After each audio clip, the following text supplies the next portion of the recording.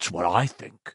Happened right around the same time you had that writer's block. You must have felt 'em go, little buddy." "I don't believe that either." "Oh, you'll believe. You'll see. This time, little buddy, I intend you to see everything, including the deadlights." He sensed its voice rising, buzzing and racketing. At last he sensed the full extent of its fury, and he was terrified. He reached for the tongue of its mind, concentrating, trying desperately to recapture the full extent of that childish belief, understanding at the same time that there was a deadly truth in what it had said. Last time it had been unprepared. This time, well, even if it had not been the only one to call them, it sure had been waiting. But still, he felt his own fury clean and singing as his eyes fixed on its eyes. He sensed its old scars, sensed that it had truly been hurt, and that it was still hurt. And as it threw him, as he felt his mind swatted out of his body, he concentrated all of his being on seizing its tongue and missed his grip. 4. Richie. The other four watched, paralyzed. It was an exact replay of what had happened before. At first, the spider, which seemed about to seize Bill and gobble him up, grew suddenly still. Bill's eyes locked with its ruby ones. There was a sense of contact, a contact just beyond their ability to divine. But they felt the struggle, the clash of wills. Then Richie glanced up into the new web and saw the first difference. There were bodies there, some half-eaten and half-rotted, and that was the same. But high up in one corner was another body, and Richie was sure this one was still fresh, possibly even still alive. Beverly had not looked up. Her eyes were fixed on Bill and the spider. But even in his terror, Richie saw the resemblance between Beverly and the woman in the web. Her hair was long and red. Her eyes were open but glassy and unmoving. A line of spittle had run from the left corner of her mouth down to her chin. She had been attached to one of the web's main cables by a gossamer harness that went around her waist and under both arms, so that she lolled forward in a half-bow, arms and legs dangling limply. Her feet were bare. Richie saw another body crumpled at the foot of her web, a man he had never seen before, and yet his mind registered an almost subconscious resemblance to the late unlamented Henry Bowers. Blood had run from both of the stranger's eyes and caked in a foam around his mouth and on his chin. Then Beverly was screaming, "Something's wrong! Something's gone wrong! Do something, for Christ's sake! Won't somebody do something?" Richie's gaze snapped back to Bill and the spider, and he heard monstrous laughter. Bill's face was stretching in some subtle way. His skin had gone parchment sallow, as shiny as the skin of a very old person. His eyes were rolled up to the whites. "Oh, Bill, where are you?" As Richie watched, blood suddenly burst from Bill's nose in a foam. His mouth was writhing, trying to scream, and now the spider was advancing on him again. It was turning, presenting its stinger. "It means to kill him. Kill his body, anyway. While his mind is somewhere else, it means to shut him out forever. It's winning. Bill, where are you? For Christ's sake, where are you?" And somewhere, faintly from some unimaginable distance, he heard Bill scream, and the words, although meaningless, were crystal clear and full of sickening, "The turtle is dead. Oh God, the turtle really is dead." Despair. Bev shrieked again and put her hands to her ears as if to shut out that fading voice. The spider's stinger rose, and Richie bolted at it. A grin spreading up toward his ears, and he called out in his best Irish cop's voice, "Here, here, me fine girl, just what in the hell do you think you're doing? Belay that guff before I snatch your petty skirts and snap your smithy riddles!" The spider stopped laughing, and Richie felt a rising howl of anger and pain inside its head. "Hurt it!" he thought triumphantly. "Hurt it! How about that? Hurt it! And guess what? I've got its tongue! I think Bill missed it somehow, but while it was distracted, I got—" Then, screaming at him, Its cries, a hive of furious bees in his head, Richie was whacked out of himself and into darkness, dimly aware that it was trying to shake him loose. It was doing a pretty good job, too. Terror washed through him, and then was replaced by a sense of cosmic absurdity. He remembered Beverly with his Duncan yo-yo, showing him how to make it sleep, walk the dog, go around the world. And now here he was, Richie the human yo-yo, and its tongue was the string. Here he was, and this wasn't called walking the dog, but maybe walking the spider. And if that wasn't funny, what was? Richie laughed. It wasn't polite to laugh with your mouth full, of course, but he doubted if anybody out here read Miss Manners. That got him laughing again, and he bit in harder. The spider screamed and shook him furiously, howling its anger at being surprised again. It had believed only the writer would challenge it, and now this man who was laughing like a crazy boy had seized it when it was least prepared. Richie felt himself slipping. Hold it a second, señorita. We's going out here together, or I ain't gonna sell you no tickets in La Loteria after all, and everyone is a big winner, I swear on my mama's name. He felt his teeth catch again, more firmly this time, and there was a fainting sort of pain as it drove its fangs into his own tongue. Boy, it was still pretty funny, though. Even in the dark, being hurled after Bill, with only the tongue of this unspeakable monster left to connect him to his own world, even with the pain of its poisonous fangs suffusing his mind like a red fog, it was pretty goddamn funny. Check it out, folks! You'll believe a disc jockey can fly! He was flying, all right. Richie was in greater darkness than he had ever known, than he had ever suspected might exist, traveling at what felt like the speed of light and being shaken as a terrier shakes a rat.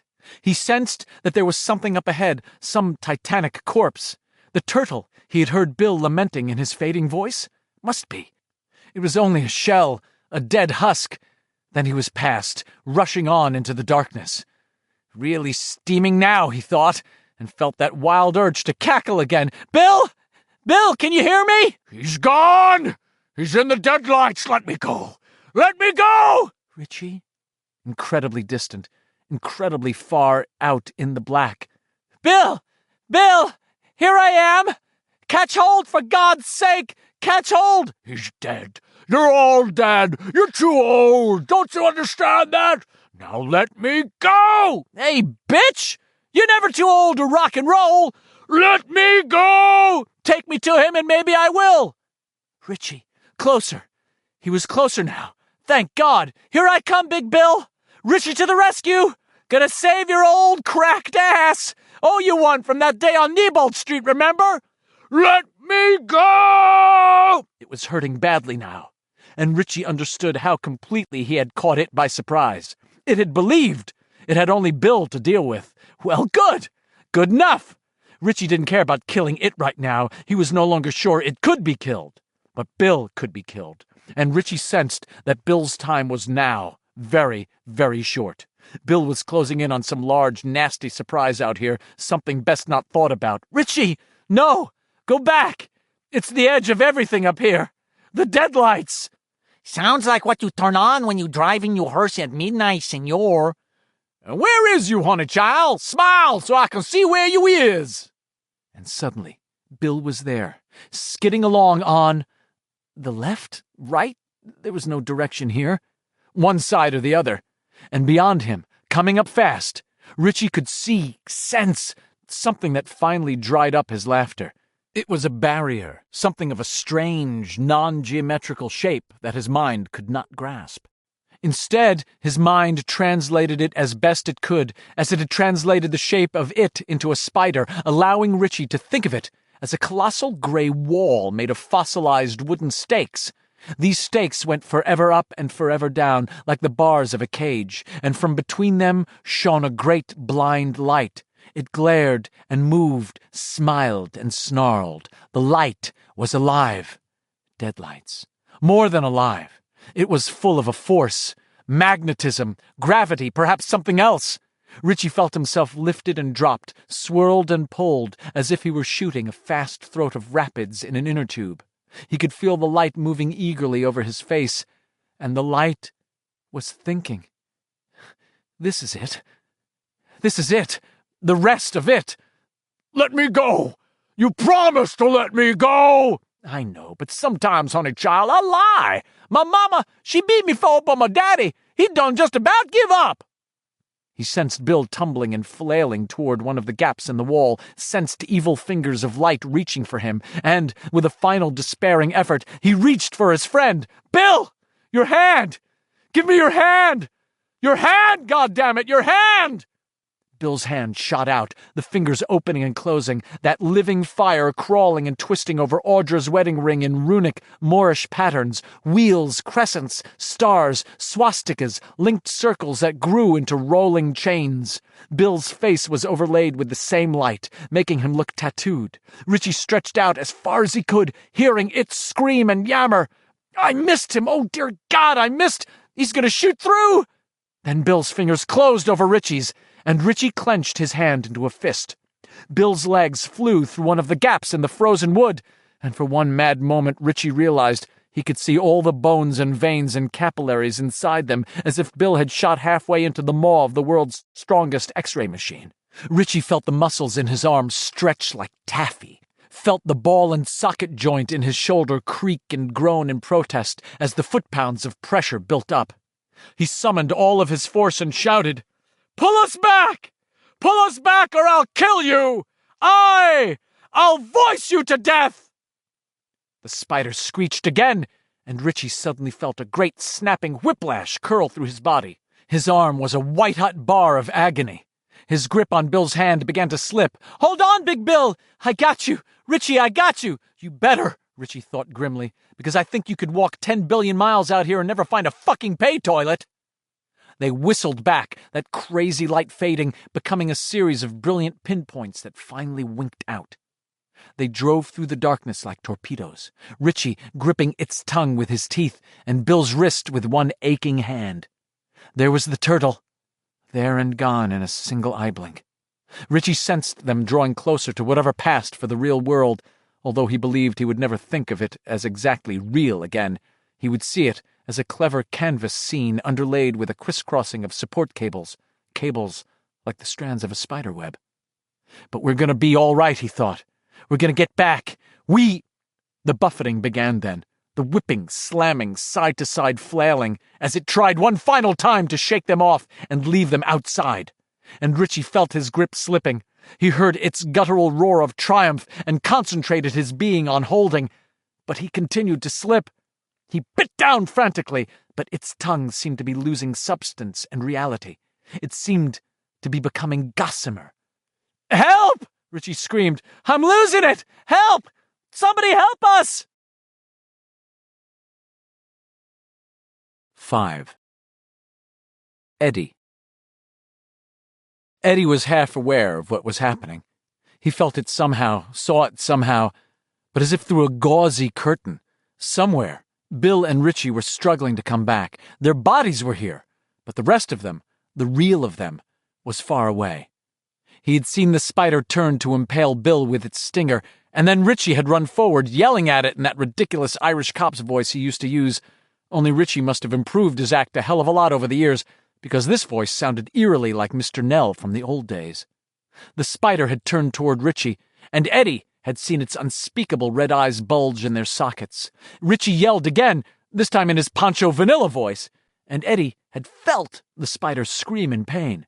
Ben yelled hoarsely, as a split appeared in its hide along the line of one of its scars from the last time. A stream of ichor, black as crude oil, sprayed out.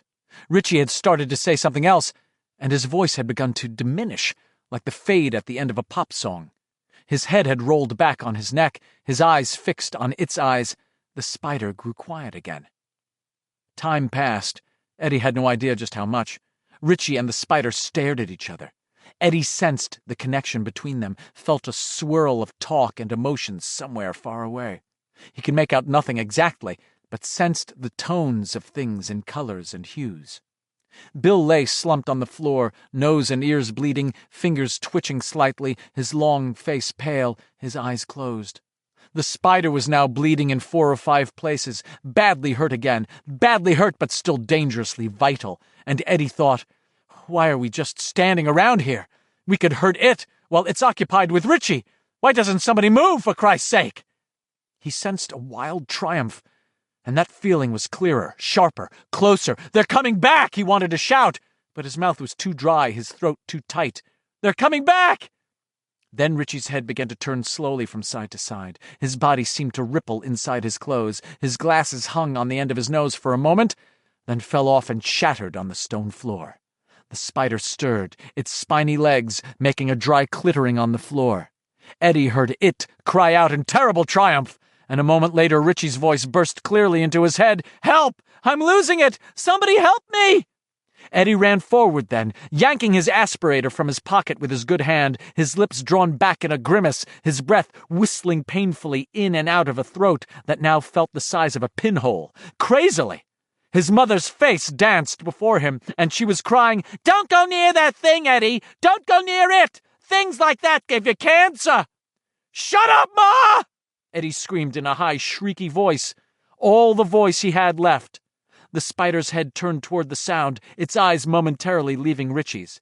"Here!" Eddie howled in his fading voice. "Here! Have some of this!"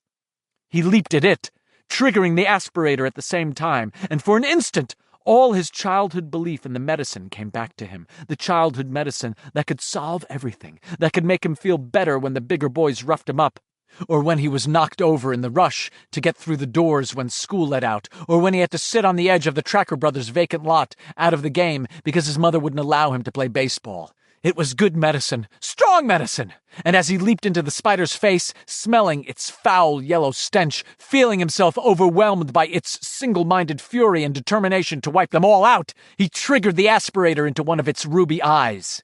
He heard its scream. No rage this time, only pain, a horrid, screaming agony. He saw the mist of droplets settle on that blood-red bulge, saw the droplets turn white where they landed, saw them sink in as a splash of carbolic acid would sink in. He saw its huge eye begin to flatten out like a bloody egg yolk and run in a ghastly stream of living blood and ichor and maggoty pus.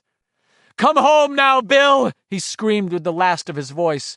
And then he struck it. He felt its noisome heat baking into him. He felt a terrible wet warmth and realized that his good arm had slipped into the spider's mouth. He triggered the aspirator again, shooting the stuff right down its throat this time, right down its rotten, evil, stinking gullet. And there was sudden, flashing pain, as clean as the drop of a heavy knife, as its jaws closed and ripped his arm off at the shoulder. Eddie fell to the floor, the ragged stump of his arm spraying blood, faintly aware that Bill was getting shakily to his feet, that Richie was weaving and stumbling toward him like a drunk at the end of a long, hard night. Ed's! Far away. Unimportant. He could feel everything running out of him along with his life's blood, all the rage, all the pain, all the fear, all the confusion and hurt. He supposed he was dying, but he felt... God... He felt so lucid, so clear, like a window pane which has been washed clean, and now lets in all the gloriously frightening light of some unsuspected dawning. The light, oh God, that perfect, rational light that clears the horizon somewhere in the world every second. "Ed's! Oh my God, Bill, Ben! Someone, he's lost his arm! His—" He looked up at Beverly and saw she was crying, the tears coursing down her dirty cheeks as she got an arm under him. He became aware that she had taken off her blouse and was trying to staunch the flow of blood, and that she was screaming for help. Then he looked at Richie and licked his lips, fading back, becoming clearer and clearer, emptying out, all of the impurities flowing out of him so he could become clear, so that the light could flow through. And if he had had time enough, he could have preached on this. He could have sermonized. "Not bad," he would begin. "This is not bad at all." But there was something else he had to say first. "Richie," he whispered. "What?" Richie was down on his hands and knees, staring at him desperately. "Don't call me Ed's," he said, and smiled. He raised his left hand slowly and touched Richie's cheek. Richie was crying. "You know, I... Eddie closed his eyes, thinking how to finish, and while he was still thinking it over, he died. 6. Derry, 7 o'clock to 9 o'clock a.m.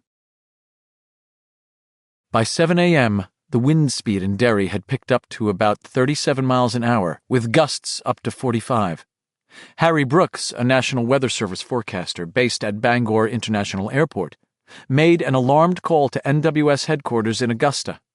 The winds, he said, were coming out of the west and blowing in a queer, semicircular pattern he had never seen before, but it looked to him more and more like some weird species of pocket hurricane, one that was limited almost exclusively to Derry Township. At 7:10, the major Bangor radio stations broadcast the first severe weather warnings. The explosion of the power transformer at Tracker Brothers had killed the power all over Derry on the Kansas Street side of the Barrens. At 7:17, a hoary old maple on the Old Cape side of the Barrens fell with a terrific rending crash, flattening a night owl store on the corner of Merritt Street and Cape Avenue. An elderly patron named Raymond Fogarty was killed by a toppling beer cooler. This was the same Raymond Fogarty who, as the minister of the First Methodist Church of Derry, had presided over the burial rites of George Denbrough in October of 1957.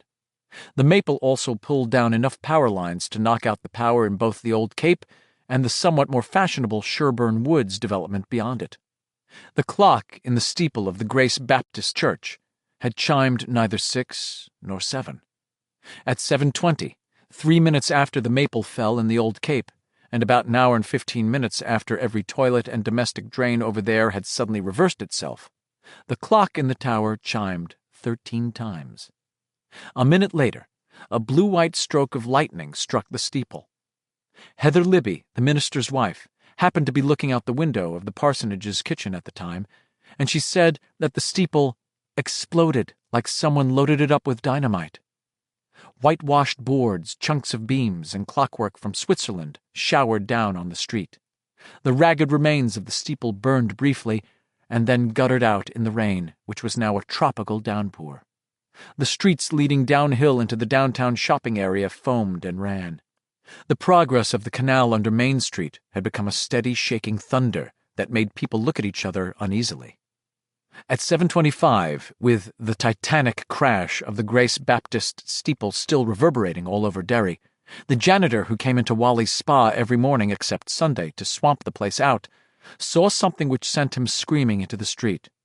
This fellow, who had been an alcoholic ever since his first semester at the University of Maine, these 11 years ago, was paid a pittance for his services. His real pay, it was understood, was his absolute freedom to finish up anything left in the beer kegs under the bar from the night before.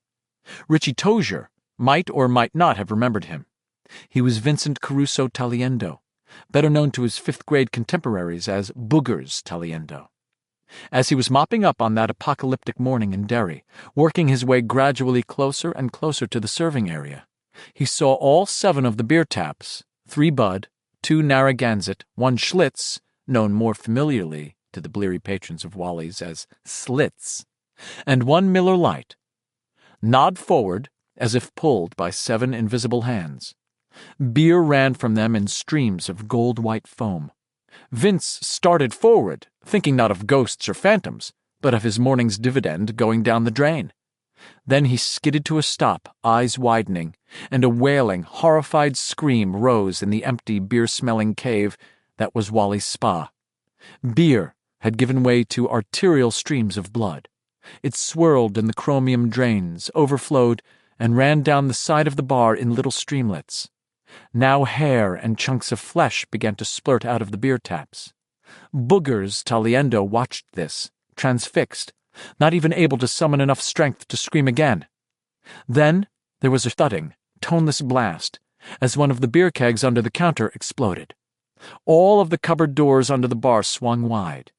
Greenish smoke, like the aftermath of a magician's trick, began to drift out of them. Boogers had seen enough. Screaming, he fled into the street, which was now a shallow canal. He fell on his butt, got up, and threw a terrified glance back over his shoulder.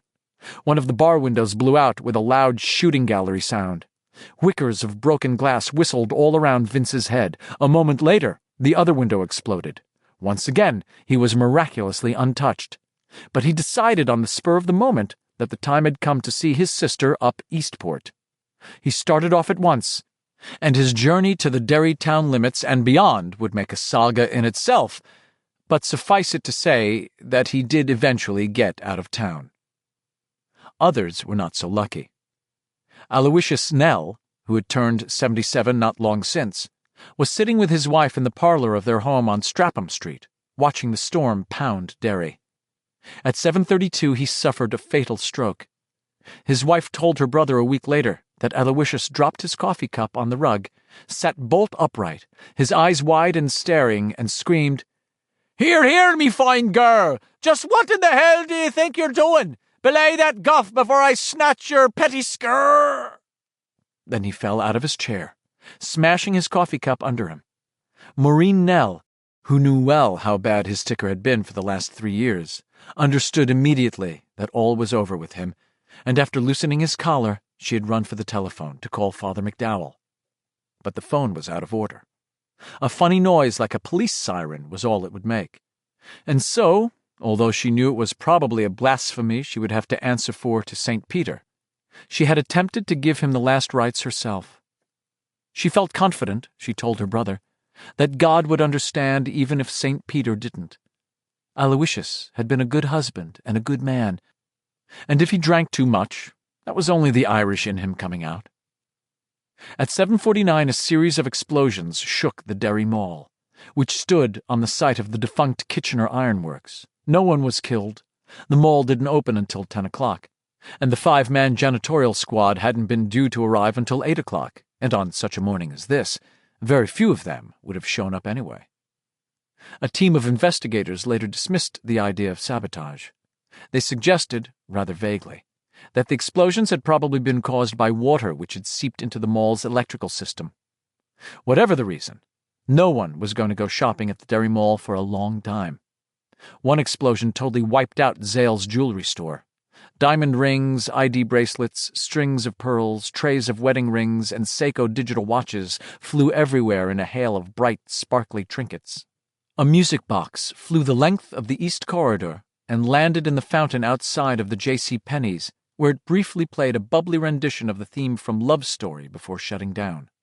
The same blast tore a hole through the Baskin-Robbins next door, turning the 31 flavors into ice cream soup that ran away along the floor in cloudy runnels. The blast which tore through Sears lifted off a chunk of the roof, and the rising wind sailed it away like a kite. It came down 1,000 yards away, slicing cleanly through the silo of a farmer named Brent Kilgallen.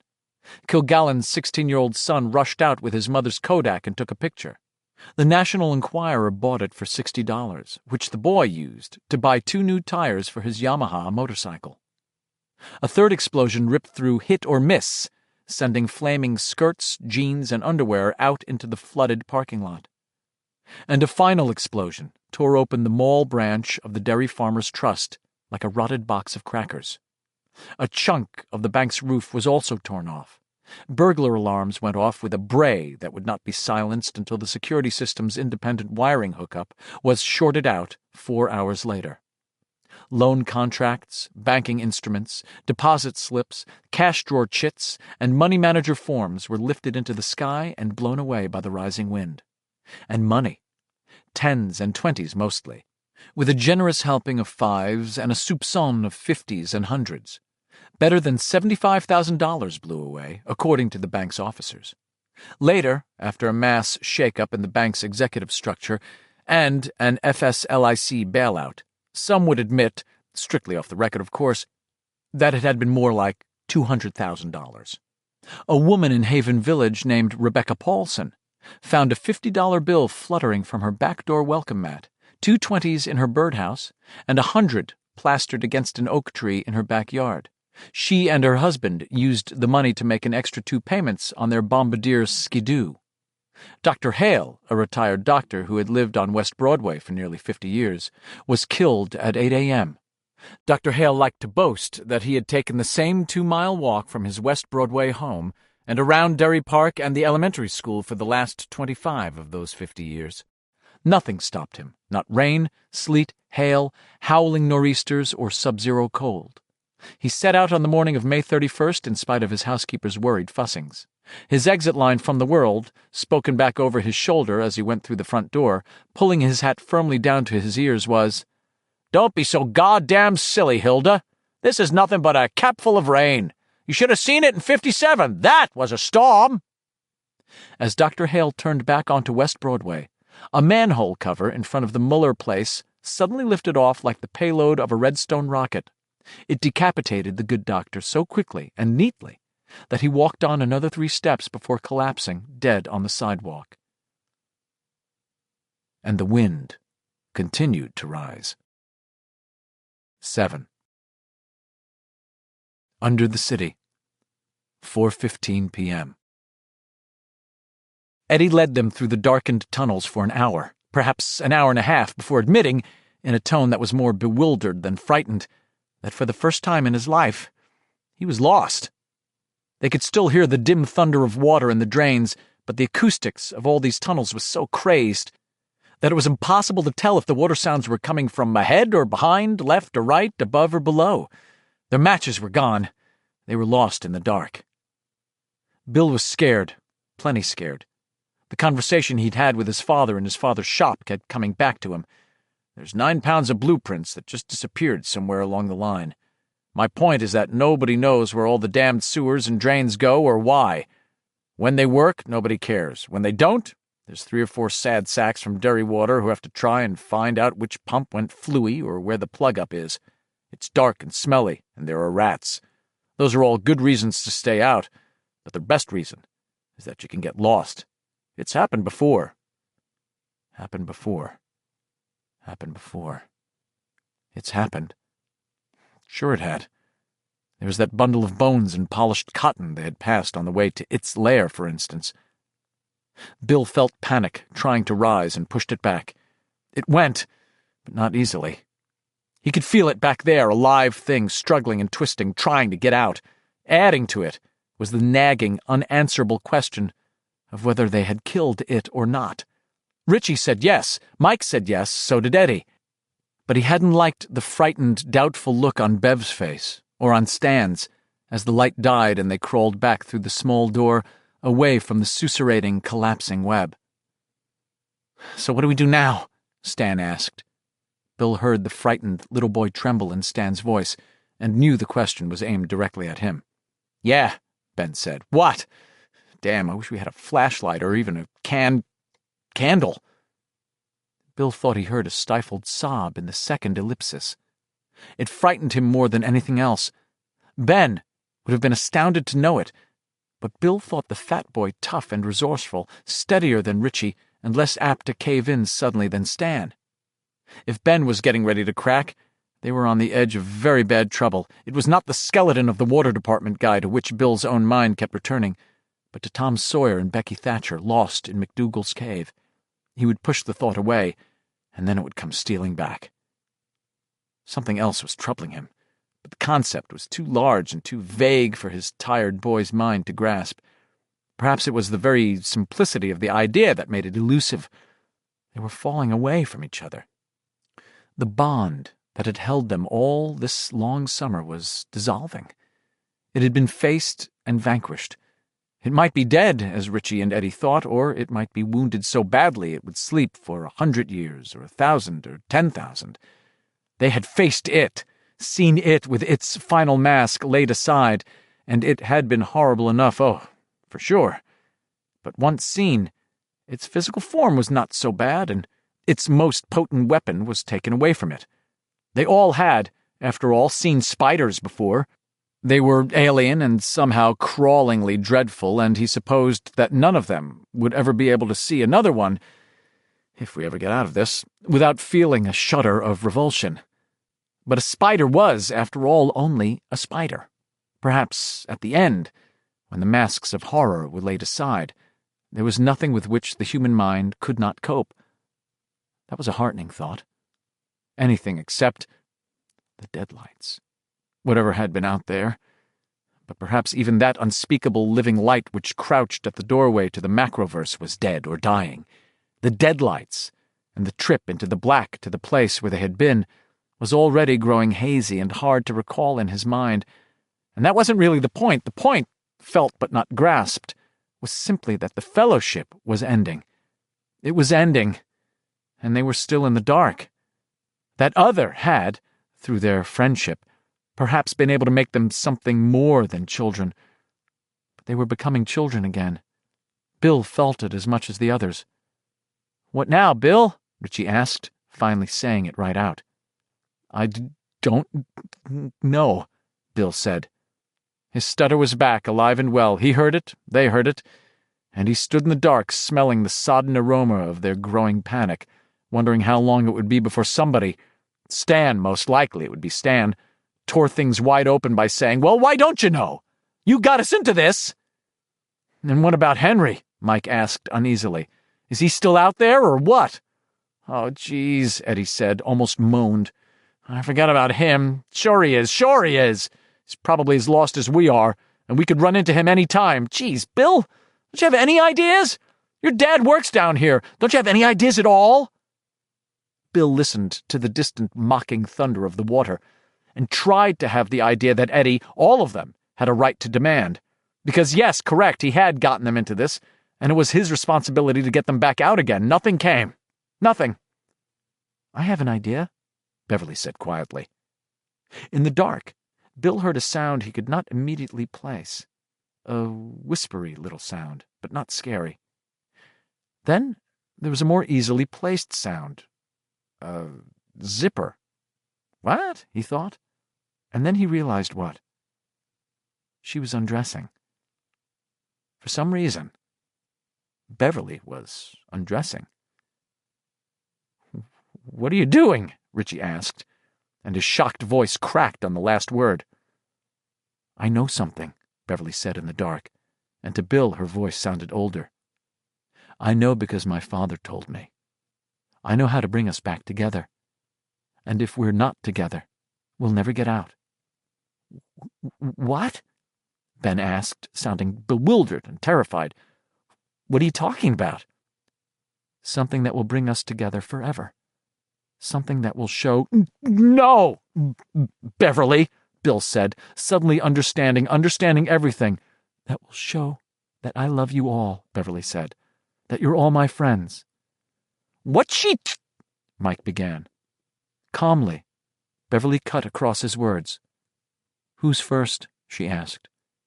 "I think—" 8. In the Lair of It. 1985. "He's dying!" Beverly wept. "His arm! It ate his arm!" She reached for Bill, clung to him, and Bill shook her off. "It's getting away again!" he roared at her. Blood caked his lips and chin. "Come on! Richie! Ben! This time, we're gonna finish her!"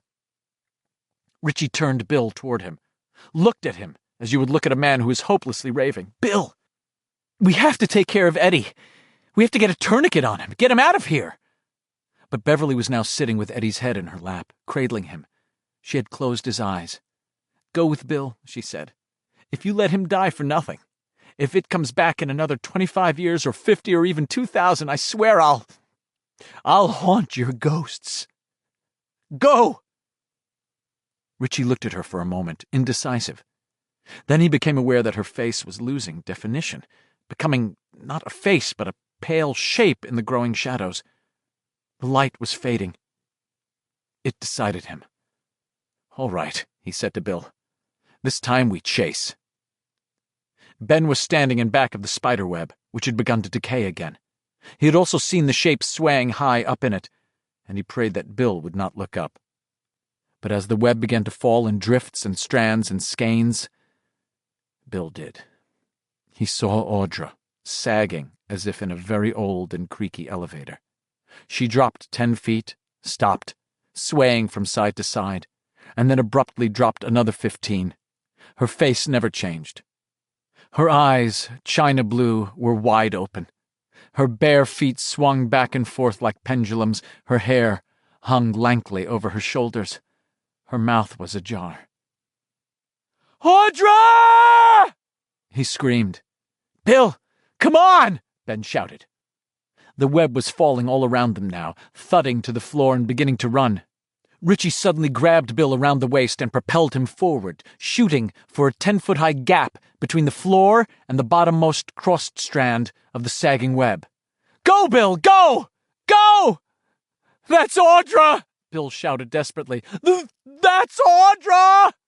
"I don't give a shit if it's the Pope," Richie said grimly. "Eddie's dead and we're gonna kill it. If it's still alive. We're gonna finish the job this time, Big Bill. Either she's alive or she's not. Now come on!"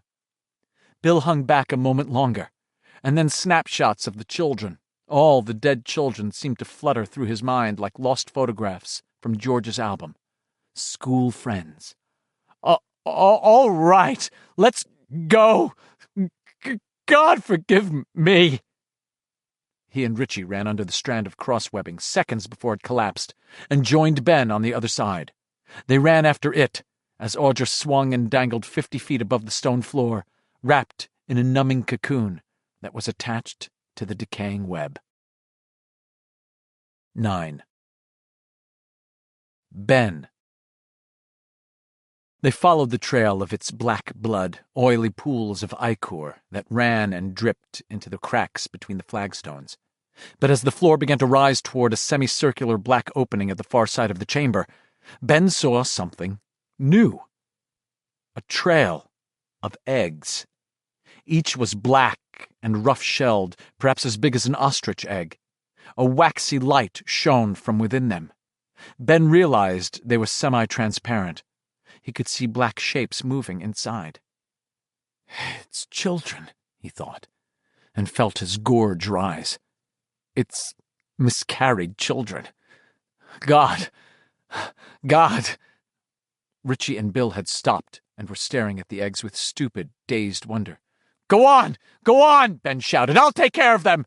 Get it!" "Here!" Richie shouted, and threw Ben a pack of Derry townhouse matches. Ben caught them. Bill and Richie ran on. Ben watched them in the rapidly dimming light for a moment. They ran into the darkness of its escape passage and were lost from sight. Then he looked down at the first of the thin-shelled eggs, at the black, mantle-like shadow inside, and felt his determination waver. Hey, guys, this was too much. This was simply too awful. And surely they would die without his help. They had not been so much laid as dropped. But its time was close, and if one of them is capable of surviving, even one... Summoning all of his courage, summoning up Eddie's pale, dying face, Ben brought one desert driver boot down on the first egg. It broke, with a sodden squelch as some stinking placenta ran out around his boot. Then a spider the size of a rat was scrabbling weakly across the floor, trying to get away, and Ben could hear it in his head, its high mewling cries like the sound of a handsaw being bent rapidly back and forth so that it makes ghost music. Ben lurched after it on legs that felt like stilts, and brought his foot down again. He felt the spider's body crunch and splatter under the heel of his boot, his gorge clenched, and this time there was no way he could hold back. He vomited, then twisted his heel, grinding the thing into the stones, listening to the cries in his head fade to nothing. How many eggs? Didn't I read somewhere that spiders can lay thousands? Or millions? I can't keep doing this. I'll go mad. You have to. You have to. Come on, Ben. Get it together. He went to the next egg and repeated the process in the last of the dying light. Everything was repeated, the brittle snap, the squelch of liquid, the final coup de grace. The next, making his way slowly toward the black arch into which his friends had gone. The darkness was complete now, Beverly and the decaying web somewhere behind him. He could still hear the whisper of its collapse. The eggs were pallid stones in the dark. As he reached each one, he struck a light from the matchbook and broke it open.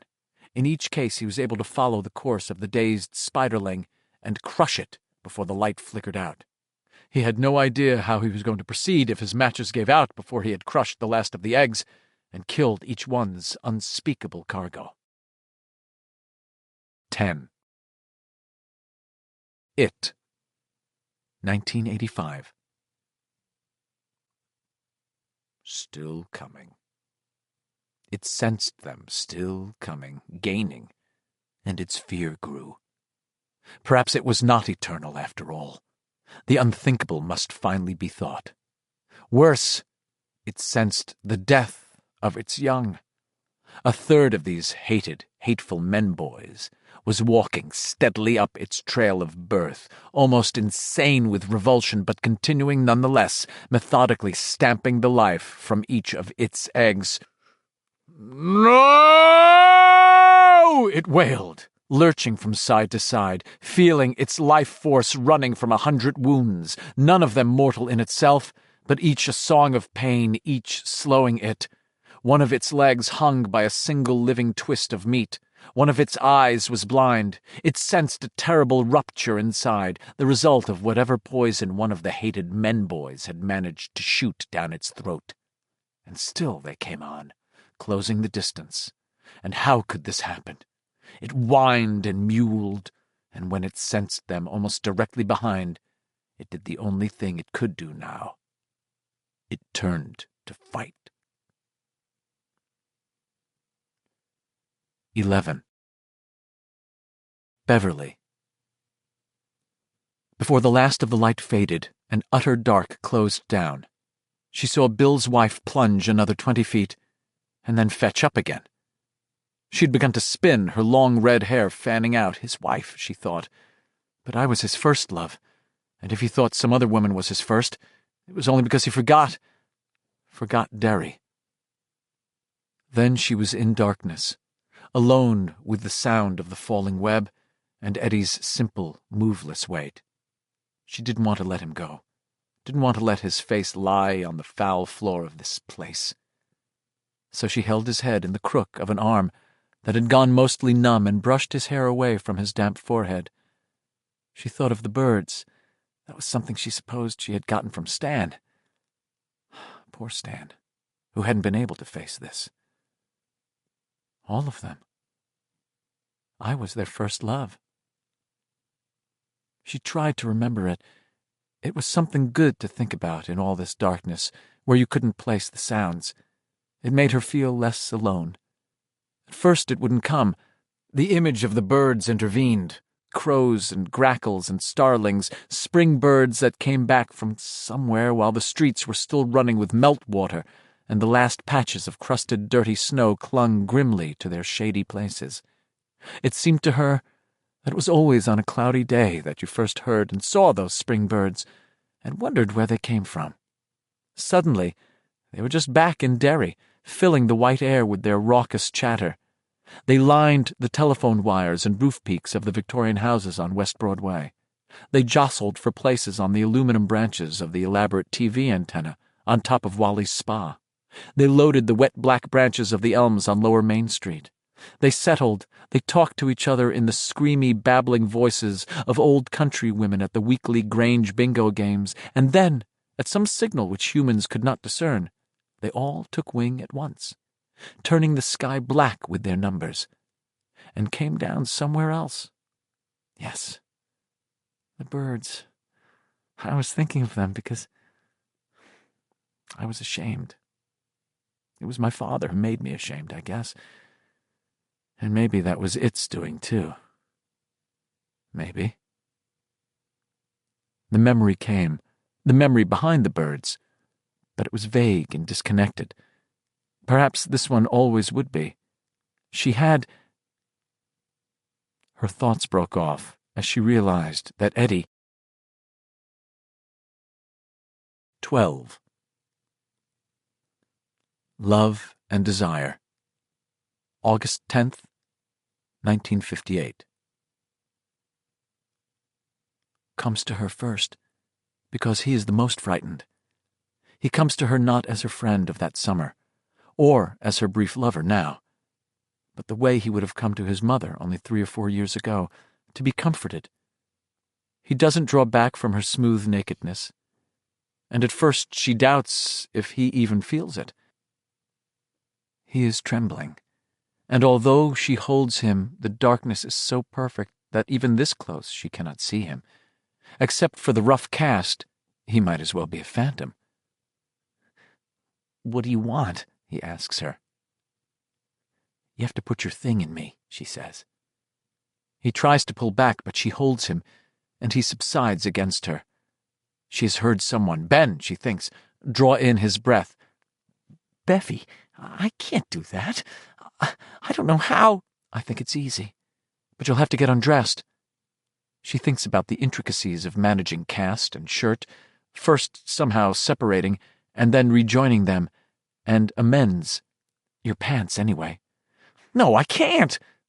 But she thinks part of him can, and wants to, because his trembling has stopped, and she feels something small and hard which presses against the right side of her belly. You can, she says, and pulls him down. The surface beneath her bare back and legs is firm, clayey, dry. The distant thunder of the water is drowsy, soothing. She reaches for him. There's a moment when her father's face intervenes, harsh and forbidding. I want to see if you're intact.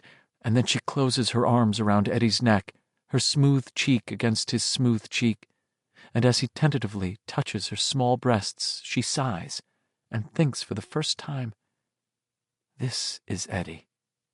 And she remembers a day in July, could it only have been last month, when no one else turned up in the Barrens but Eddie, and he had a whole bunch of little Lulu comic books, and they read together for most of the afternoon. Little Lulu looking for beebleberries and getting in all sorts of crazy situations, witch hazel, all of those guys. It had been fun. She thinks of birds, in particular of the grackles and starlings and crows that come back in the spring, and her hands go to his belt and loosen it, and he says again that he can't do that. She tells him that he can. She knows he can. And what she feels is not shame or fear now, but a kind of triumph. Where? He says, and that hard thing pushes urgently against her inner thigh. Here, she says.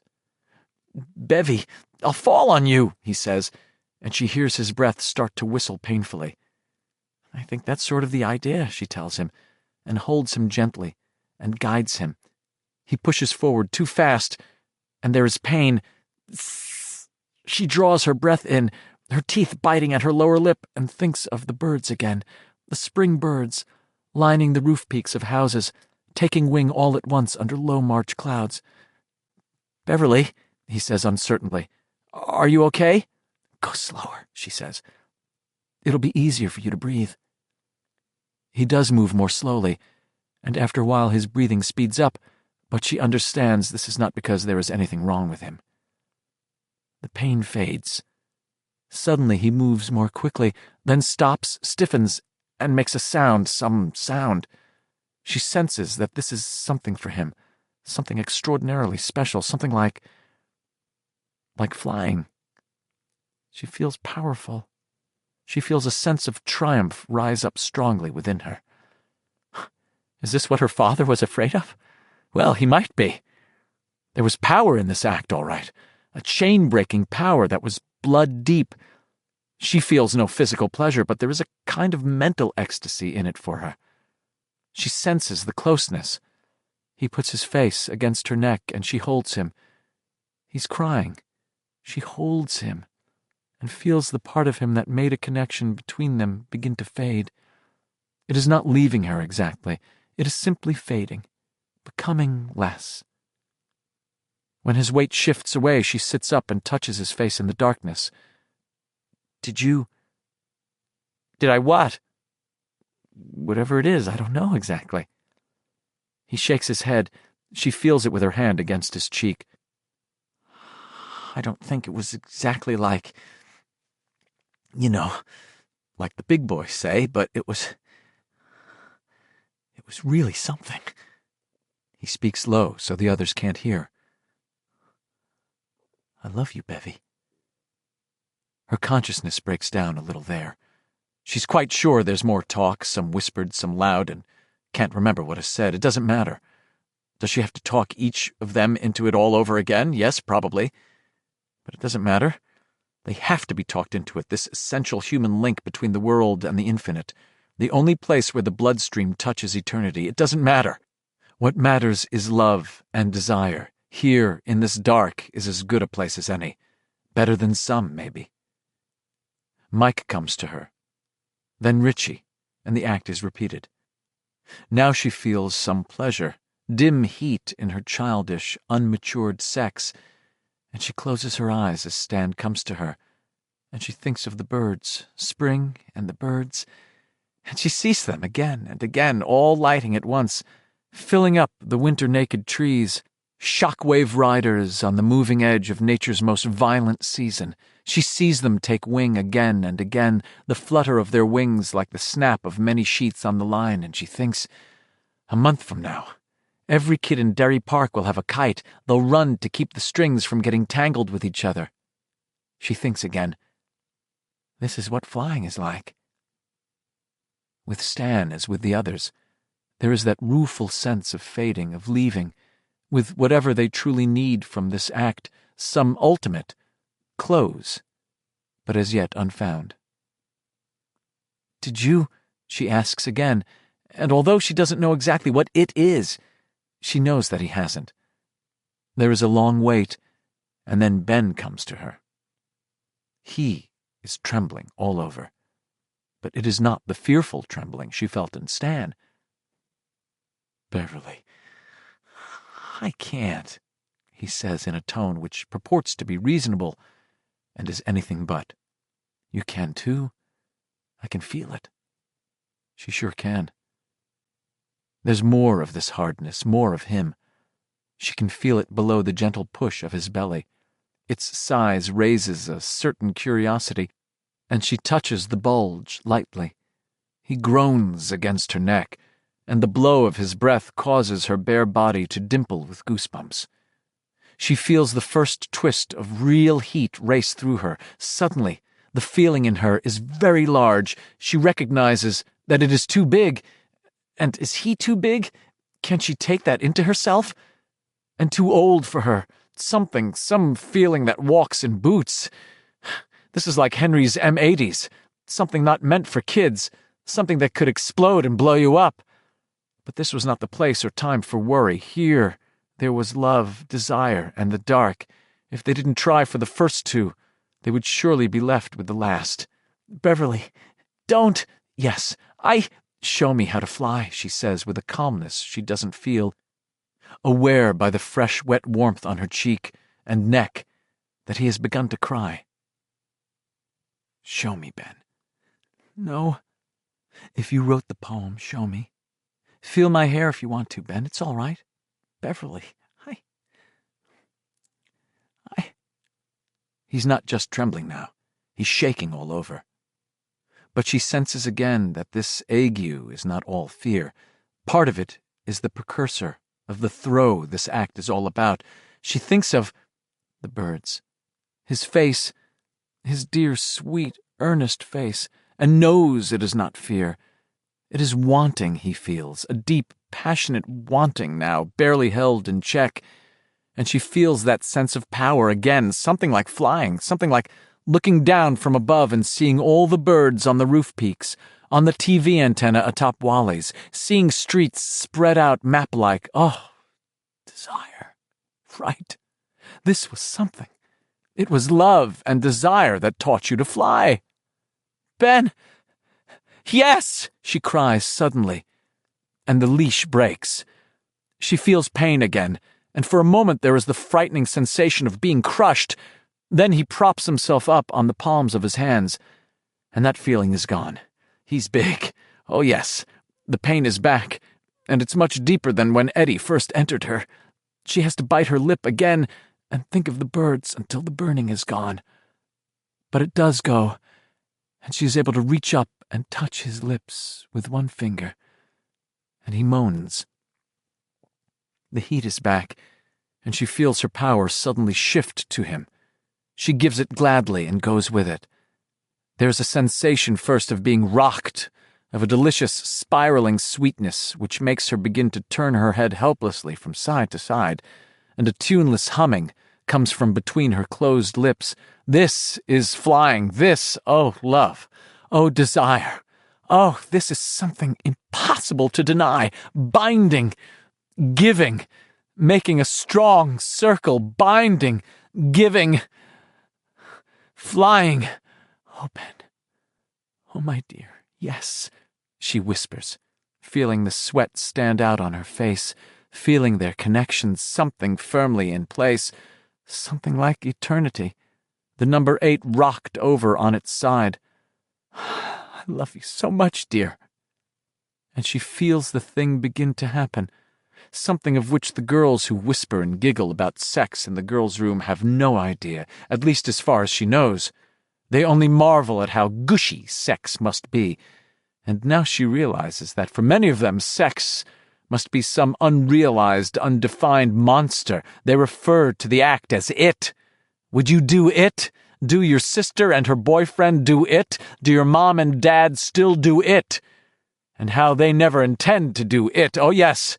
You would think that the whole girls' side of the 5th grade class was made up of spinsters-to-be, and it is obvious to Beverly that none of them can suspect this conclusion, and she is only kept from screaming by her knowledge that the others will hear and think her badly hurt.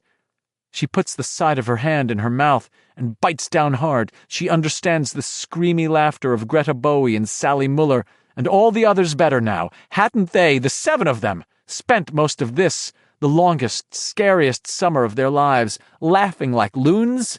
You laugh because what's fearful and unknown is also what's funny.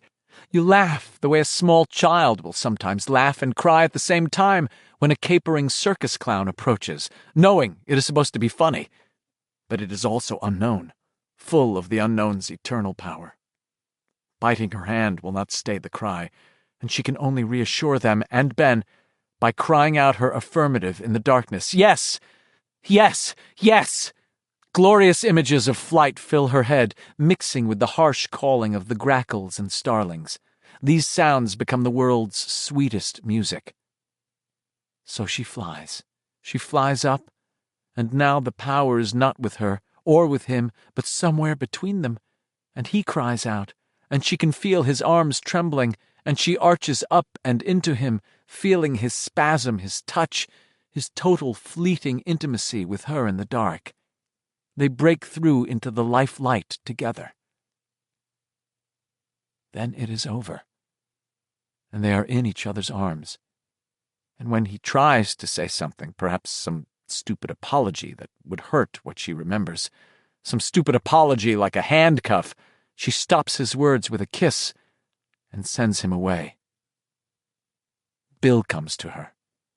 He tries to say something, but his stutter is almost total now. You be quiet, she says, secure in her new knowledge, but aware that she is tired now, tired and damned sore. The insides and backs of her thighs feel sticky, and she thinks it's maybe because Ben actually finished, or maybe because she's bleeding. Everything is going to be totally okay. Are you sure?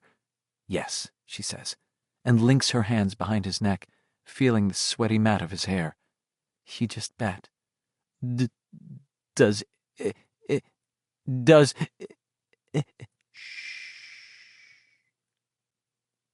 It is not as it was with Ben. There is passion, but not the same kind. Being with Bill now is the best conclusion to this that there could be. He is kind, tender, just short of calm. She senses his eagerness, but it is tempered and held back by his anxiety for her, perhaps because only Bill and she herself realize what an enormous act this is, and how it must never be spoken of, not to anyone else, not even to each other. At the end, she's surprised by that sudden upsurge, and she has time to think, oh, it's going to happen again. I don't know if I can stand it. But her thoughts are swept away by the utter sweetness of it, and she barely hears him whispering, I love you, Bev. I love you. I'll always love you, saying it over and over, and not stuttering at all. She hugs him to her, and for a moment they stay that way, his smooth cheek against hers. He withdraws from her without saying anything, and for a little while she's alone, pulling her clothes back together, slowly putting them on, aware of a dull, throbbing pain of which they, being male, will never know, aware also of a certain exhausted pleasure, and the relief of having it over.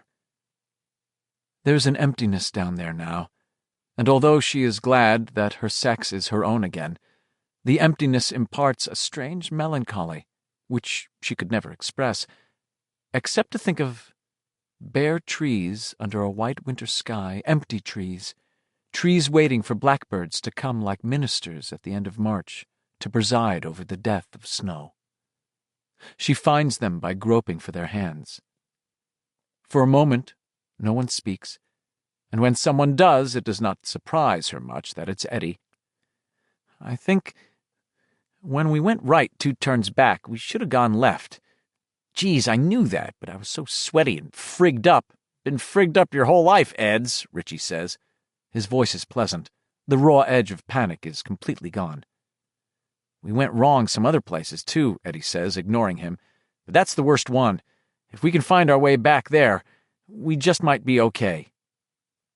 They form up in a clumsy line, Eddie first, Beverly second now, her hand on Eddie's shoulder as Mike's is on hers. They begin to move again, faster this time. Eddie displays none of his former nervous care. We're going home, she thinks, and shivers with relief and joy. Home, yes. And that will be good. We've done our job, what we came for. Now we can go back to just being kids again. And that will be good, too. As they move through the dark, she realizes the sound of running water is closer. Chapter 23. Out. 1. Derry, 9 o'clock to 10 o'clock a.m. By 9:10, Derry wind speeds were being clocked at an average of 55 miles an hour, with gusts up to 70. The anemometer in the courthouse registered one gust of 81, and then the needle dropped all the way back to 0. The wind had ripped the whirling cup-like device on the courthouse roof off its moorings, and it flew away into the rain-swept dimness of the day. Like George Dembro's boat, it was never seen again. By 9:30, the thing the Derry Water Department had sworn was now impossible seemed not only possible, but imminent. That downtown Derry might be flooded for the first time since August of 1958, when many of the old drains had clogged up or caved in during a freak rainstorm. By 9:45, men with grim faces were arriving in cars and pickup trucks along both sides of the canal, their foul-weather gear rippling crazily in the freight train wind. For the first time since October of 1957, sandbags began to go up along the canal's cement sides. The arch where the canal went under the three-way intersection at the heart of Derry's downtown area was full almost to the top. Main Street, Canal Street, and the foot of Up Mile Hill were impassable except by foot, and those who splashed and hurried their way toward the sandbagging operation felt the very streets beneath their feet trembling with the frenzied flow of the water, the way a turnpike overpass will tremble when big trucks pass each other. But this was a steady vibration, and the men were glad to be on the north side of downtown, away from that steady rumbling that was felt rather than heard. Harold Gardner shouted at Alfred Zittner, who ran Zittner's Realty on the west side of town, asked him if the streets were going to collapse. Zittner said hell would freeze over before something like that happened. Harold had a brief image of Adolf Hitler and Judas Iscariot handing out ice skates and went on heaving sandbags. The water was now less than 3 inches below the top of the canal's cement walls. In the barrens, the Kenduskeag was already out of its banks, and by noon, the luxuriant undergrowth and scrub trees would be poking out of a vast, shallow, stinking lake. The men continued to work, pausing only when the supply of sandbags ran out. And then, at 10:10, they were frozen by a great rending, ripping sound. Harold Gardner later told his wife he thought maybe the end of the world had come. It wasn't downtown falling into the earth. Not then. It was the standpipe. Only Andrew Keene, Norbert Keene's grandson, actually saw it happen. And he had smoked so much Colombian red that morning that at first he thought it had to be a hallucination. He had been wandering Derry's storm-swept streets since about 8 o'clock, roughly the same time that Dr. Hale was ascending to the great family medical practice in the sky. He was drenched to the skin, except for the 2-ounce baggie of pot tucked up into his armpit that was, but totally unaware of it. His eyes widened in disbelief. He had reached Memorial Park, which stood on the flank of Standpipe Hill, and unless he was wrong, The standpipe now had a pronounced lean, like that fucked up tower in Pisa that was on all the macaroni boxes. "Oh, wow!" Andrew Keene cried, his eyes widening even more. They looked as if they might be on small, tough springs now, as the splintering sounds began. The standpipe's lean was becoming more and more acute, as he stood there with his jeans plastered to his skinny shanks and his drenched paisley headband dripping water into his eyes. White shingles were popping off the downtown side of the great round water tower. No, not exactly popping off. It was more like they were squirting off, and a definite crinkle had appeared about 20 feet above the standpipe's stone foundation. Water suddenly began to spray out through this crinkle, and now the shingles weren't squirting off the standpipe's downtown side, they were spewing into the windstream. A rending sound began to come from the standpipe, and Andrew could see it moving, like the hand of a great clock inclining from noon to 1 to 2. The baggie of pot fell out of his armpit and fetched up inside his shirt somewhere near his belt. He didn't notice. He was utterly fetched. Large twanging sounds came from inside the standpipe, as if the strings of the world's biggest guitar were being broken one by one. These were the cables inside the cylinder which had provided the proper balance of stress against the water pressure. The standpipe began to heel over faster and faster, boards and beams ripping apart, splinters jumping and whirling into the air. "Far fucking out!" Andrew Keene shrieked, but was lost in the standpipe's final crashing fall. And, by the rising sound of 1 3/4 million gallons of water, 7,000 tons of water, pouring out of the building's ruptured spouting side. It went in a gray tidal wave, and of course, if Andrew Keene had been on the downhill side of the standpipe, he would have exited the world in no time. But God favors drunks, small children, and the cataclysmically stoned. Andrew was standing in a place where he could see it all and not be touched by a single drop. "Great fucking special effects!" Andrew screamed as the water rolled over Memorial Park like a solid thing, sweeping away the sundial beside which a small boy named Stan Uris had often stood watching birds with his father's field glasses. "Steven Spielberg, eat your heart out!" The stone bird bath also went. Andrew saw it for a moment, turning over and over, pedestal for dish and dish for pedestal, and then it was gone. A line of maples and birches separating Memorial Park from Kansas Street were knocked down like so many pins in a bowling alley. They took wild, spiky snarls of power lines with them. The water rolled across the street, beginning to spread now, beginning to look more like water than that mind-boggling solid wall that had taken sundial, birdbath, and trees, but it still had power enough to sweep almost a dozen houses on the far side of Kansas Street off their foundations and into the barrens.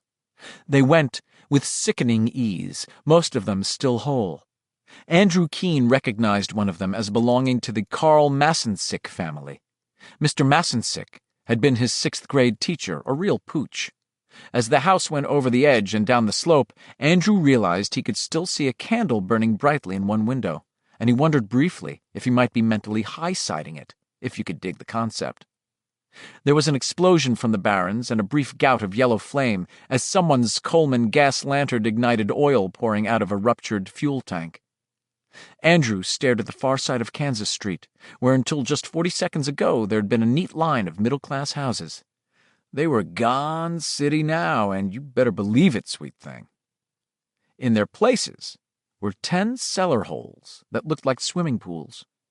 Andrew wanted to advance the opinion that this was far fucking out, but he couldn't yell anymore. Seemed like his yeller was busted. His diaphragm felt weak and useless. He heard a series of crunching thuds, the sound of a giant with his shoes full of Ritz crackers marching down a flight of stairs. It was the standpipe rolling down the hill, a huge white cylinder still spouting the last of its water supply, the thick cables that had helped to hold it together flying into the air and then cracking down again like steel bullwhips, digging runnels in the soft earth that immediately filled up with rushing rainwater. As Andrew watched, with his chin resting somewhere between his collarbones, the standpipe, horizontal now, better than 125 feet long, flew out into the air. For a moment, it seemed frozen there.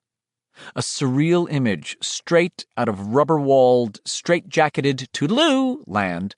Rainwater sparkling on its shattered sides, its windows broken, casements hanging, the flashing light on top, meant as a warning for low-flying, light planes, still flashing, and then it fell into the street with a final rending crash. Kansas Street had channeled a lot of the water, and now it began to rush toward downtown by way of Up Mile Hill. There used to be houses over there, Andrew Keene thought, and suddenly all the strength ran out of his legs. He sat down heavily. Kersplash. He stared at the broken stone foundation on which the standpipe had stood for his whole life. He wondered if anyone would ever believe him. He wondered if he believed it himself. 2. The Kill. 10:02 a.m., May 31st, 1985. Bill and Richie saw it turn toward them, its mandibles opening and closing, its one good eye glaring down at them, and Bill realized it gave off its own source of illumination like some grisly lightning bug. But the light was flickering and uncertain. It was badly hurt. Its thoughts buzzed and racketed. Let me go! Let me go, and you can have everything you've ever wanted. Money, fame, fortune, power. I can give you these things. In his head. Bill moved forward empty-handed, his eyes fixed on its single red one. He felt the power growing inside him, investing him, knotting his arms into cords, filling each clenched fist with its own force. Richie walked beside him, his lips pulled back over his teeth. I can give you your wife back. I can do it, only she'll remember nothing as the seven of you remembered nothing. They were close, very close now. Bill could smell its stinking aroma, and realized with sudden horror that it was the smell of the barrens, the smell they had taken for the smell of sewers and polluted streams and the burning dump. But had they ever really believed those were all it had been? It was the smell of it, and perhaps it had been strongest in the barrens. But it had hung over all Derry like a cloud, and people just didn't smell it. The way zookeepers don't smell their charges after a while, or even wonder why the visitors wrinkle their noses when they come in. Us too, he muttered to Richie, and Richie nodded without taking his eyes off the spider, which now shrank back from them, its abominable spiny legs clittering, brought to bay at last. I can't give you eternal life, but I can touch you, and you will live long, long lives, 200 years, 300, perhaps 500. I can make you gods of the earth. If you let me go, if you let me go, if you let me... Bill? Richie asked hoarsely. With a scream building in him, building up and up and up, Bill charged. Richie ran with him stride for stride. They struck together with their right fists, but Bill understood it was not really their fists they were striking with at all. It was their combined force, augmented by the force of that other. It was the force of memory and desire. Above all else, it was the force of love and unforgotten childhood, like one big wheel. The spider's shriek filled Bill's head, seeming to splinter his brains. He felt his fist plunge deep into writhing wetness. His arm followed it in up to the shoulder. He pulled it back, dripping with the spider's black blood. Ichor poured from the hole he had made. He saw Richie standing almost beneath its bloated body, covered with its darkly sparkling blood, standing in the classic boxer's stance, his dripping fists pumping. The spider lashed at them with its legs. Bill felt one of them rip down his side, parting his shirt, parting skin. Its stinger pumped uselessly against the floor. Its screams were clarion bells in his head. It lunged clumsily forward, trying to bite him, and instead of retreating, Bill drove forward, using not just his fist now, but his whole body, making himself into a torpedo. He ran into its gut like a sprinting fullback who lowers his shoulders and simply drives straight ahead. For a moment he felt its stinking flesh simply give, as if it would rebound and send him flying. With an inarticulate scream, he drove harder, pushing forward and upward with his legs, digging at it with his hands, and he broke through, was inundated with its hot fluids. They ran across his face, in his ears. He snuffled them up his nose in thin, squirming streams. He was in the black again, up to his shoulders inside its convulsing body, and in his clogged ears he could hear a sound like the steady whack-whack, whack-whack of a big bass drum, the one that leads the parade when the circus comes to town, with its complement of freaks and strutting, capering clowns. The sound of its heart. He heard Richie scream in sudden pain, a sound that rose into a quick, gasping moan, and was cut off. Bill suddenly thrust both fisted hands forward. He was choking, strangling in its pulsing bag of guts and waters. Whack-whack! Whack-whack! He plunged his hands into it, ripping, tearing, parting, seeking the source of the sound, rupturing organs, his slimed fingers opening and closing, his locked chest seeming to swell from lack of air. Whack-whack! Whack-whack! And suddenly it was in his hands, a great living thing that pumped and pulsed against his palms, pushing them back and forth. No, no, no, no, no, no, no! Yes! Bill cried, choking, drowning. Yes! Try this, you bitch! Try this one out! Do you like it? Do you love it? Do you? He laced his fingers together over the pulsing narthex of its heart, palms spread apart in an inverted V, and brought them together with all the force he could muster. There was one final shriek of pain and fear as its heart exploded between his hands, running out between his fingers in jittering strings. Whack-whack! Whack-whack! The scream fading, dwindling. Bill felt its body clench around him suddenly, like a fist in a slick glove. Then everything loosened. He became aware that its body was tilting, slipping slowly off to one side. At the same time, he began pulling back, his consciousness leaving him. The spider collapsed on its side, a huge bundle of steaming alien meat, its legs still quivering and jerking, caressing the sides of the tunnel and scraping across the floor in random scrawls. Bill staggered away, breathing in whooping gasps, spitting in an effort to clear his mouth of its horrible taste. He tripped over his own feet and fell to his knees. And clearly, he heard the voice of the other. The turtle might be dead, but whatever had invested it was not. Son, you did real good. Then it was gone. The power went with it. He felt weak, revulsed, half insane. He looked over his shoulder and saw the dying black nightmare of the spider still jerking and quivering. "Richie!" he cried out in a hoarse, breaking voice. "Richie! Where are you, man?" No answer. The light was gone now. It had died with the spider. He fumbled in the pocket of his matted shirt for the last book of matches. They were there, but they wouldn't light. The heads were soaked with blood. "Richie!" he screamed again, beginning to weep now. He began to crawl forward, first one hand and then the other groping in the dark. At last one of them struck something which yielded limply to his touch. His hands flew over it and stopped as they touched Richie's face. "Richie! Richie!" Still no answer. Struggling in the dark, Bill got one arm under Richie's back and the other under his knees. He wobbled to his feet and began to stumble back the way they had come with Richie in his arms. 3. Derry, 10 o'clock to 10:15 a.m.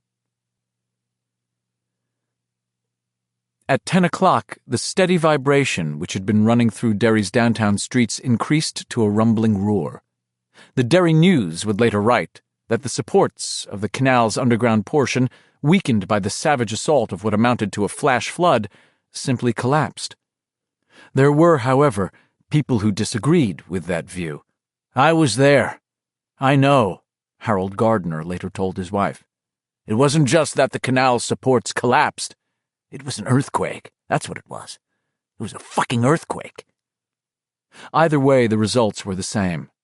As the rumbling built steadily up and up, windows began to shatter, plaster ceilings began to fall, and the inhuman cry of twisting beams and foundations swelled into a frightening chorus. Cracks raced up the bullet-pocked brick facade of Machen's like grasping hands. The cables holding the marquee of the Aladdin Theatre out over the street snapped, and the marquee came crashing down. Richard's Alley, which ran behind the Center Street drug, suddenly filled up with an avalanche of yellow brick as the Brian X. Dowd Professional Building, erected in 1952, came crashing down. A huge screen of jaundice-colored dust rose in the air and was snatched away like a veil. At the same time, the statue of Paul Bunyan in front of the city center exploded. It was as if that long-ago art teacher's threat to blow it up had finally proved to be dead serious after all. The bearded, grinning head rose straight up in the air. One leg kicked forward, the other back, as if Paul had attempted some sort of a split so enthusiastic it had resulted in dismemberment.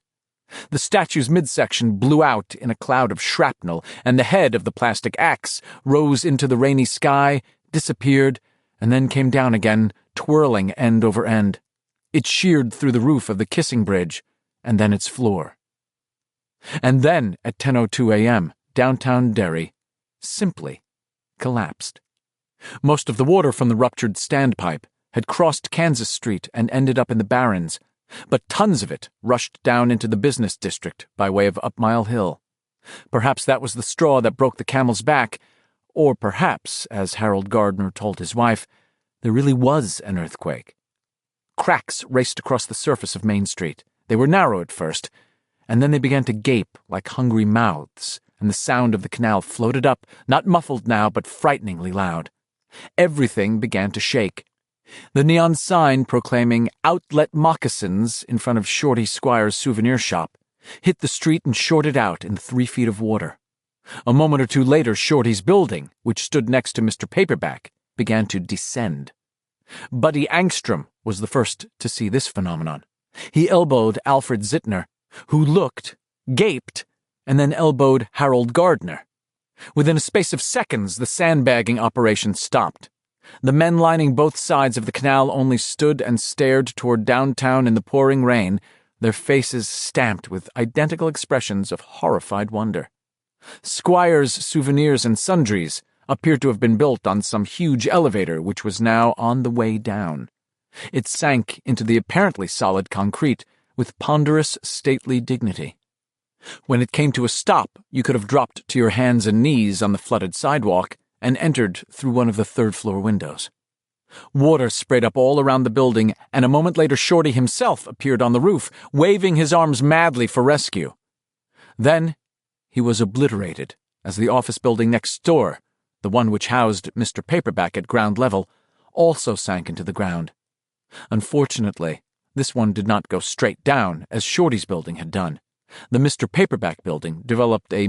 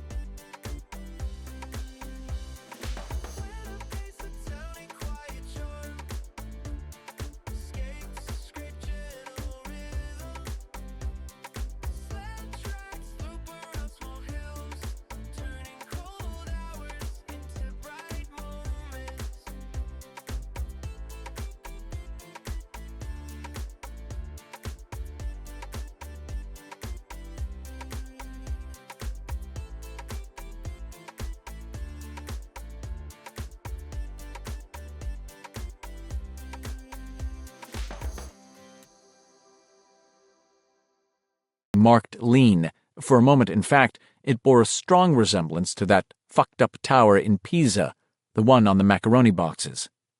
As it tilted, bricks began to shower from its top and sides. Shorty was struck by several. Harold Gardner saw him reel backward, hands to his head, and then the top 3 floors of the Mr. Paperback building slid off as neatly as pancakes from the top of a stack. Shorty disappeared. Someone on the sandbag line screamed, and then everything was lost in the grinding roar of destruction.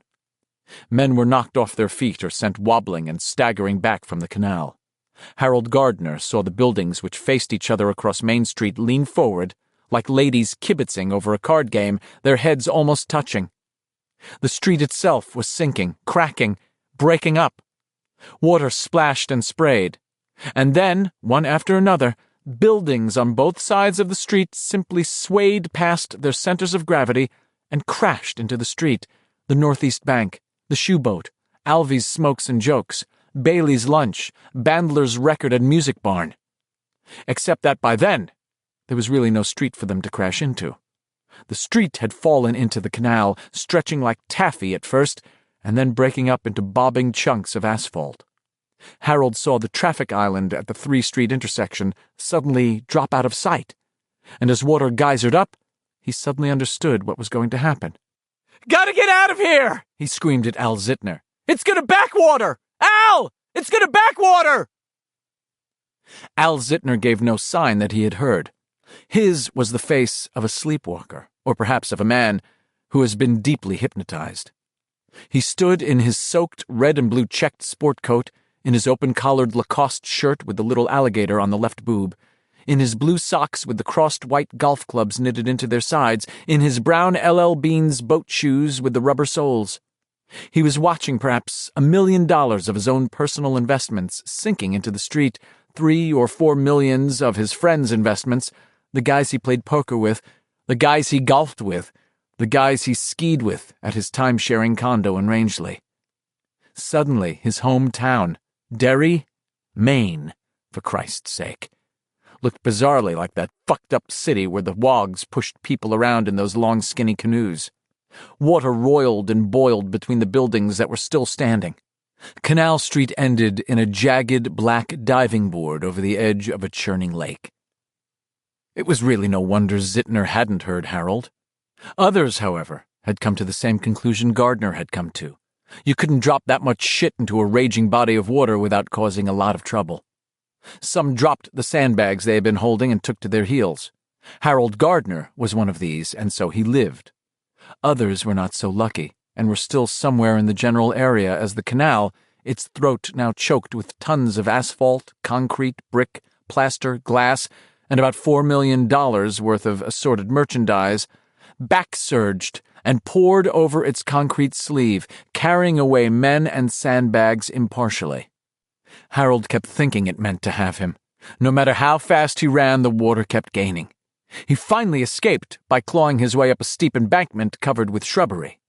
He looked back once and saw a man he believed to be Roger Leonard, the head loan officer at Harold's credit union, trying to start his car in the parking lot of the Canal Mini-Mall. Even over the roar of the water and the bellowing wind, Harold could hear the K-car's little sewing machine engine cranking and cranking and cranking as smooth black water ran rocker panel high on both sides of it. Then, with a deep, thundering cry, the Kenduskeag poured out of its banks and swept both the Canal Mini-Mall and Roger Leonard's bright red K-car away. Harold began climbing again, grabbing onto branches, roots, anything that looked solid enough to take his weight. Higher ground, that was the ticket. As Andrew Keene might have said, Harold Gardner was really into the concept of higher ground that morning. Behind him he could hear downtown Derry continuing to collapse. The sound was like artillery fire.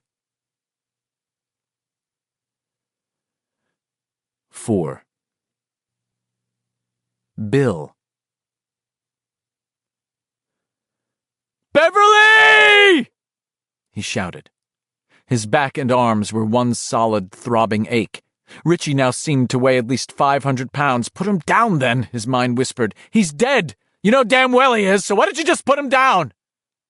But he wouldn't, couldn't do that. Beverly! He shouted again. Ben! Anyone! He thought, this is where it threw me, and Richie.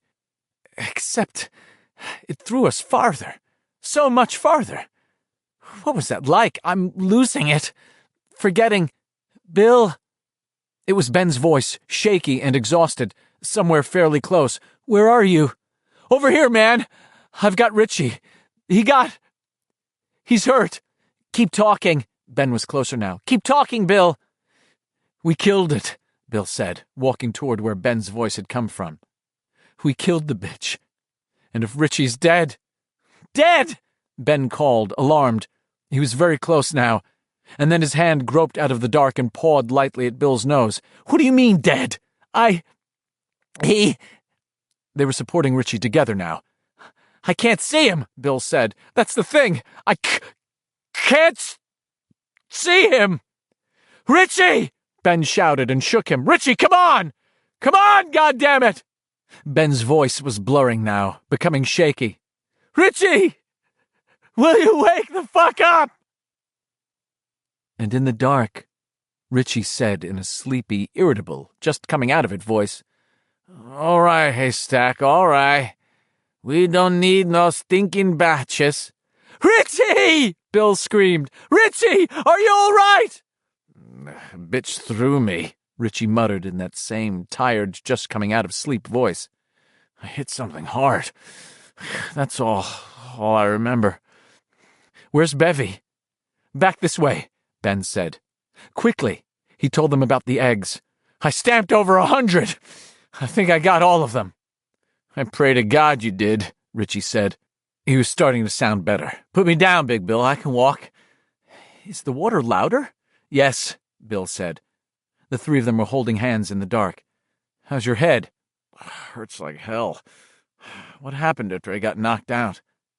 Bill told them as much as he could bring himself to tell. And it's dead, Richie marveled. Are you sure, Bill? Yes, Bill said. This time I'm really sure. Thank God, Richie said. Hold on to me, Bill.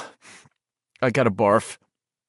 Bill did, and when Richie was done, they walked on. Every now and then his foot struck something brittle that rolled off into the darkness, parts of the spider's eggs that Ben had trumped to pieces, he supposed, and shivered. It was good to know they were going in the right direction, but he was still glad he couldn't see the remains. Beverly! Ben shouted. Beverly! Here! Her cry was faint, almost lost in the steady rumble of the water. They moved forward in the dark, calling to her steadily, zeroing in. When they finally reached her, Bill asked if she had any matches left. She put half a pack in his hand. He lit one and saw their faces spring into ghostly being, Ben with his arm around Richie, who was standing slumped, blood running from his right temple, Beverly with Eddie's head in her lap. Then he turned the other way.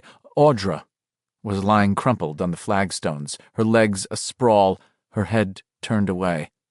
The webbing had mostly melted off her. The match burned his fingers and he let it drop. In the darkness he misjudged the distance, tripped over her, and nearly went sprawling. Audra! Audra! Can you hear me? He got an arm under her back and sat her up. He slipped a hand under the sheaf of her hair and pressed his fingers against the side of her neck. Her pulse was there, a slow, steady beat.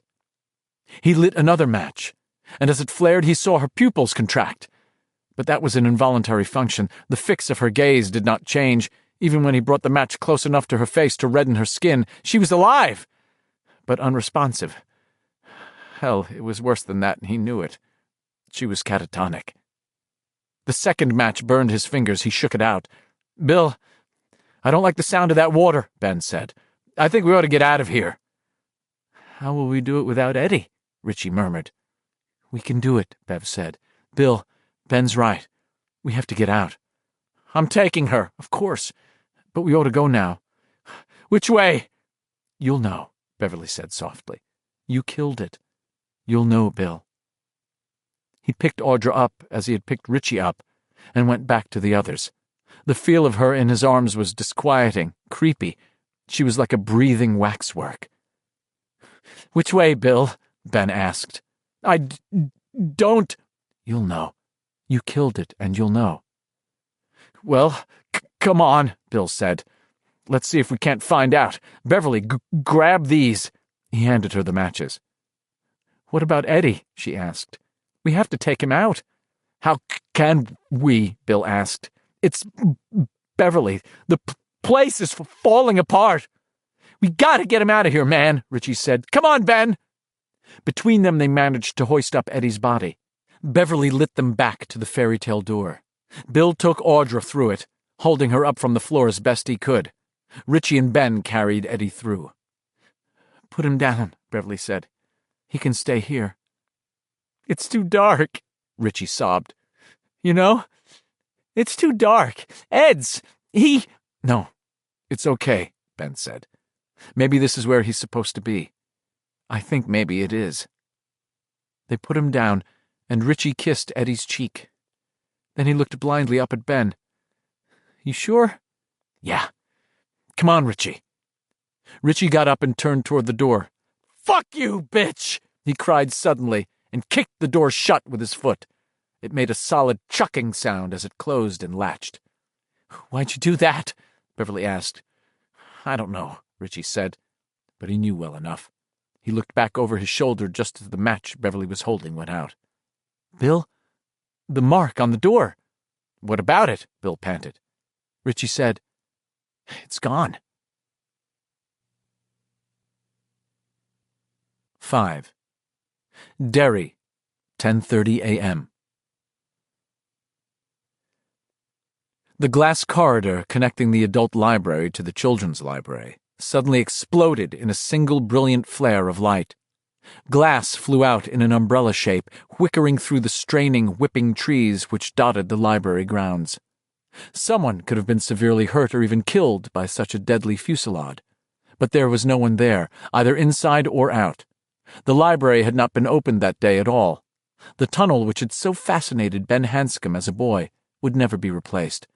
There had been so much costly destruction in Derry that it seemed simpler to leave the two libraries as separate, unconnected buildings. In time, no one on the Derry City Council could even remember what that glass umbilicus had been for. Perhaps only Ben himself could really have told them how it was to stand outside in the still cold of a January night, your nose running, the tips of your fingers numb inside your mittens, watching the people pass back and forth inside, walking through winter with their coats off and surrounded by light.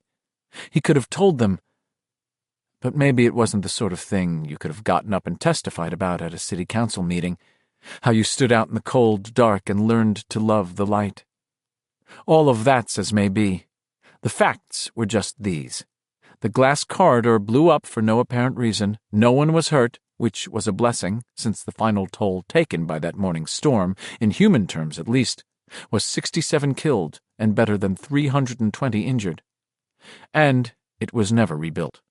After May 31st of 1985, if you wanted to get from the children's library to the adult library, you had to walk outside to do it. And if it was cold, or raining, or snowing, you had to put on your coat. 6. Out, 10:54 a.m., May 31st, 1985. "Wait," Bill gasped. "Give me a chance. Rest." "Let me help you with her," Richie said again. They had left Eddie back in the spider's lair, and that was something none of them wanted to talk about. But Eddie was dead, and Audra was still alive, at least, technically. "I'll do it," Bill said between choked gasps for air. "Bullshit. You'll give yourself a fucking heart attack. Let me help you, Big Bill." "How's your head?" "Hurts," Richie said. "Don't change the subject." Reluctantly, Bill let Richie take her. It could have been worse. Audra was a tall girl whose normal weight was 140 pounds, but the part she'd been scheduled to play in Attic Room was that of a young woman being held hostage by a borderline psychotic who fancied himself a political terrorist. Because Freddie Firestone had wanted to shoot all of the attic sequences first, Audra had gone on a strict poultry cottage cheese tuna fish diet and lost 20 pounds. Still, After staggering along with her in the dark for a quarter of a mile, or a half, or 3/4 of a mile, or who knew, that 120 felt more like 200. "Thanks, man," he said. "Don't mention it. Your turn next, Haystack." "Beep beep, Richie," Ben said, and Bill grinned in spite of himself. It was a tired grin, and it didn't last long, but a little was better than none. "Which way, Bill?" Beverly asked. "That water sounds louder than ever. I don't really fancy drowning down here." "Straight ahead, then left," Bill said. "Maybe we better try to go a little faster." They went on for half an hour, Bill calling the lefts and rights. The sound of the water continued to swell until it seemed to surround them, a scary Dolby stereo effect in the dark. Bill felt his way around a corner, one hand trailing over damp brick, and suddenly water was running over his shoes. The current was shallow and fast. "Give me Audra," he said to Ben, who was panting loudly. "Upstream now." Ben passed her carefully back to Bill, who managed to sling her over his shoulder in a fireman's carry. If she'd only protest, move, do something. "How's matches, Bev?" "Not many. Half a dozen, maybe." "Bill, do you know where you're going?" "I think I do," he said. "Come on." They followed him around the corner. The water foamed about Bill's ankles, then it was up to his shins, and then it was thigh-deep. The thunder of the water had deepened to a steady bass roar. The tunnel they were in was shaking steadily. For a while, Bill thought the current was going to become too strong to walk against, but then they passed a feeder pipe that was pouring a huge jet of water into their tunnel. He marveled at the whitewater force of it, and the current slacked off somewhat, although the water continued to deepen. I saw the water coming out of that feeder pipe. Saw it!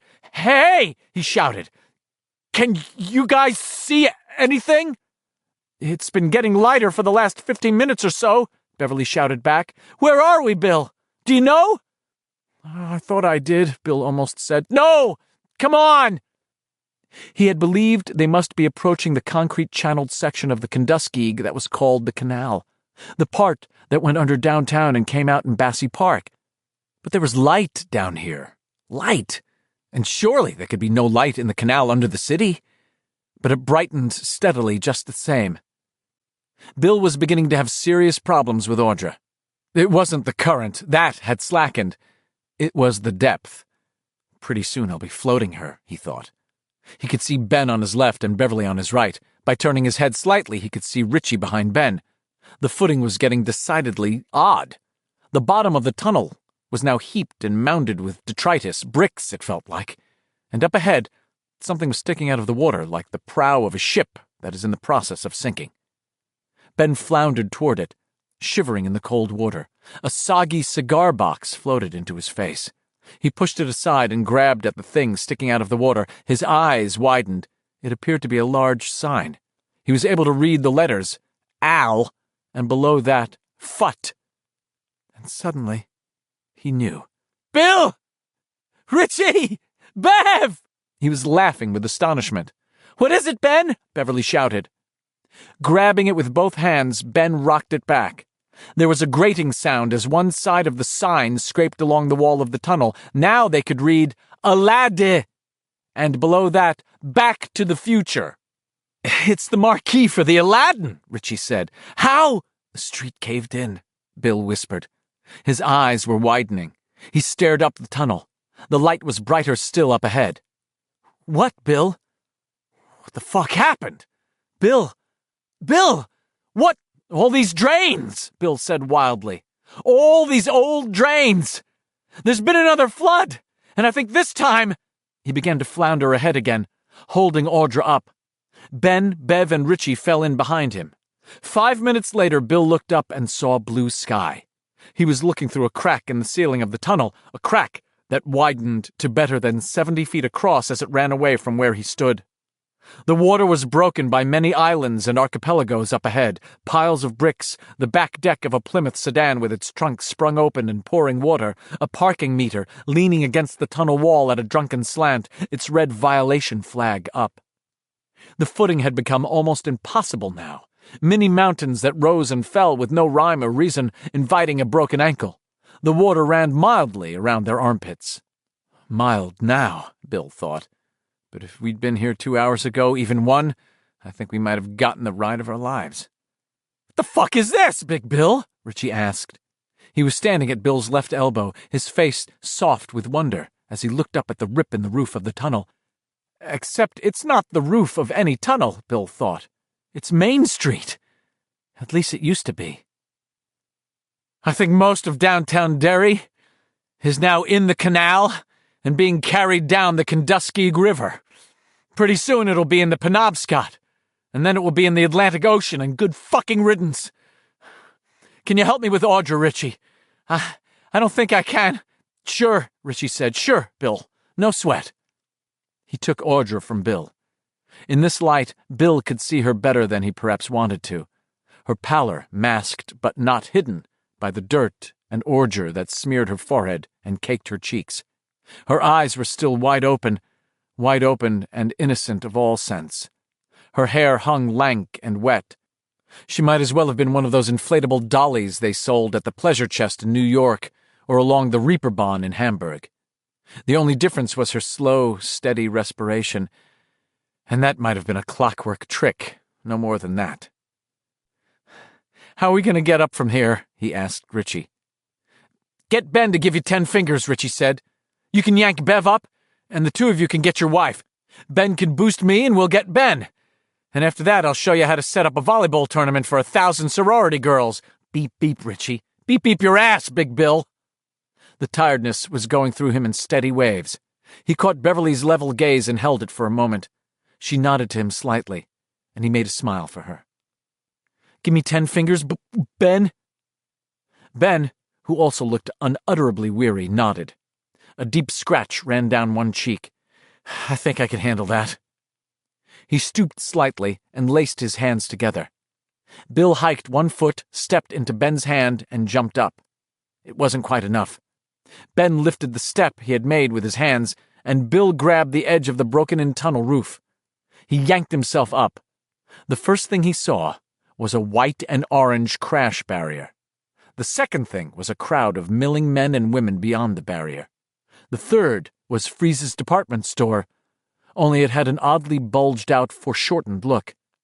It took him a moment to realize that almost half of Freeze's had sunk into the street and the canal beneath.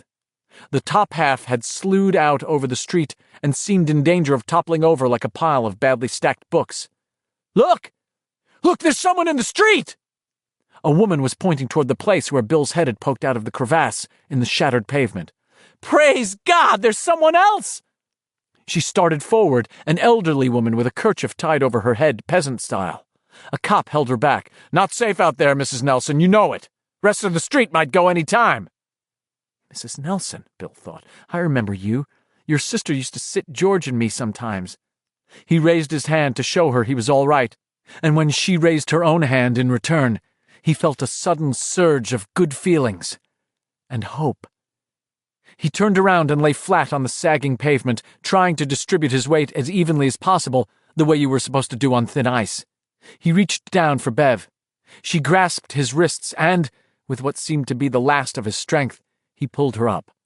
The sun, which had disappeared again, now ran out from behind a brace of mackerel-scale clouds and gave them their shadows back. Beverly looked up, startled, caught Bill's eyes, and smiled. "I love you, Bill," she said, "and I pray she'll be all right." "Thank you, Bevy," he said, and his kind smile made her start to cry a little.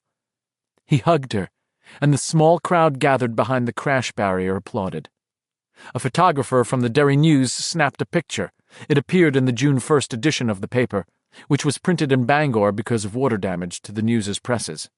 The caption was simple enough and true enough for Bill to cut the picture out and keep it tucked away in his wallet for years to come. "Survivors," the caption read. That was all, but that was enough. It was 6 minutes of 11 in Derry, Maine. 7. Derry, later the same day. The glass corridor between the children's library and the adult library had exploded at 10:30 a.m. At 10:33, the rain stopped. It didn't taper off. It stopped all at once, as if someone up there had flicked a toggle switch. The wind had already begun to fall, and it fell so rapidly that people stared at each other with uneasy, superstitious faces.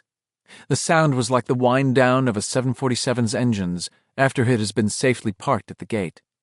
The sun peeked out for the first time at 10:47. By mid-afternoon the clouds had burned away entirely, and the day had come off fair and hot. By 3:30 p.m. the mercury in the Orange Crush thermometer outside the door of Second-Hand Rose, second-hand clothes, read 83, the highest reading of the young season. People walked through the streets like zombies, not talking much. Their expressions were remarkably similar, a kind of stupid wonder that would have been funny if it was not also so frankly pitiable. By evening, reporters from ABC, CBS, NBC, and CNN had arrived in Derry, and the network news reporters would bring some version of the truth home to most people. They would make it real, although there were those who might have suggested that reality is a highly untrustworthy concept, something perhaps no more solid than a piece of canvas stretched over an interlacing of cables, like the strands of a spider web. The following morning, Bryant Gumbel and Willard Scott of the Today Show would be in Derry. During the course of the program, Gumbel would interview Andrew Keene. "Whole standpipe just crashed over and rolled down the hill," Andrew said. It was like, wow, you know what I mean? Like Steven Spielberg, eat your heart out, you know? Hey, I always got the idea looking at you on TV that you were, a lot bigger. Seeing themselves and their neighbors on TV, that would make it real. It would give them a place from which to grasp this terrible, ungraspable thing. It had been a freak storm. In the days following, the death count would rise in the wake of the killer storm. It was, in fact, the worst spring storm in Maine history. All of these headlines, as terrible as they were useful. They helped to blunt the essential strangeness of what had happened, or perhaps strangeness was too mild a word. Insanity might have been better. Seeing themselves on TV would help make it concrete, less insane. But in the hours before the news crews arrived, there were only the people from Derry, walking through their rubble-strewn, mud-slicked streets with expressions of stunned unbelief on their faces. Only the people from Derry, not talking much, looking at things, occasionally picking things up and then tossing them down again, trying to figure out what had happened during the last 7 or 8 hours. Men stood on Kansas Street, smoking, looking at houses lying upside down in the barrens. Other men and women stood beyond the white and orange crash barriers, looking into the black hole that had been downtown until 10 that morning. The headline of that Sunday's paper read, "We will rebuild, vows Derry Mayor." And perhaps they would. But in the weeks that followed, while the city council wrangled over how the rebuilding should begin, the huge crater that had been downtown continued to grow in an unspectacular but steady way. 4 days after the storm, the office building of the Bangor Hydroelectric Company collapsed into the hole. 3 days after that, the Flying Dog House, which sold the best kraut and chili dogs in eastern Maine, fell in. Drains backed up periodically in houses, apartment buildings, and businesses. It got so bad in the Old Cape that people began to leave. June 10th was the first evening of horse racing at Bassey Park. The first pace was scheduled for 8 p.m., and that seemed to cheer everyone up. But a section of bleachers collapsed as the trotters in the first race turned into the home stretch, and half a dozen people were hurt. One of them was Foxy Foxworth, who had managed the Aladdin Theater until 1973. Foxy spent 2 weeks in the hospital, suffering from a broken leg and a punctured testicle. When he was released, he decided to go to his sister's in Somersworth, New Hampshire. He wasn't the only one. Derry was falling apart.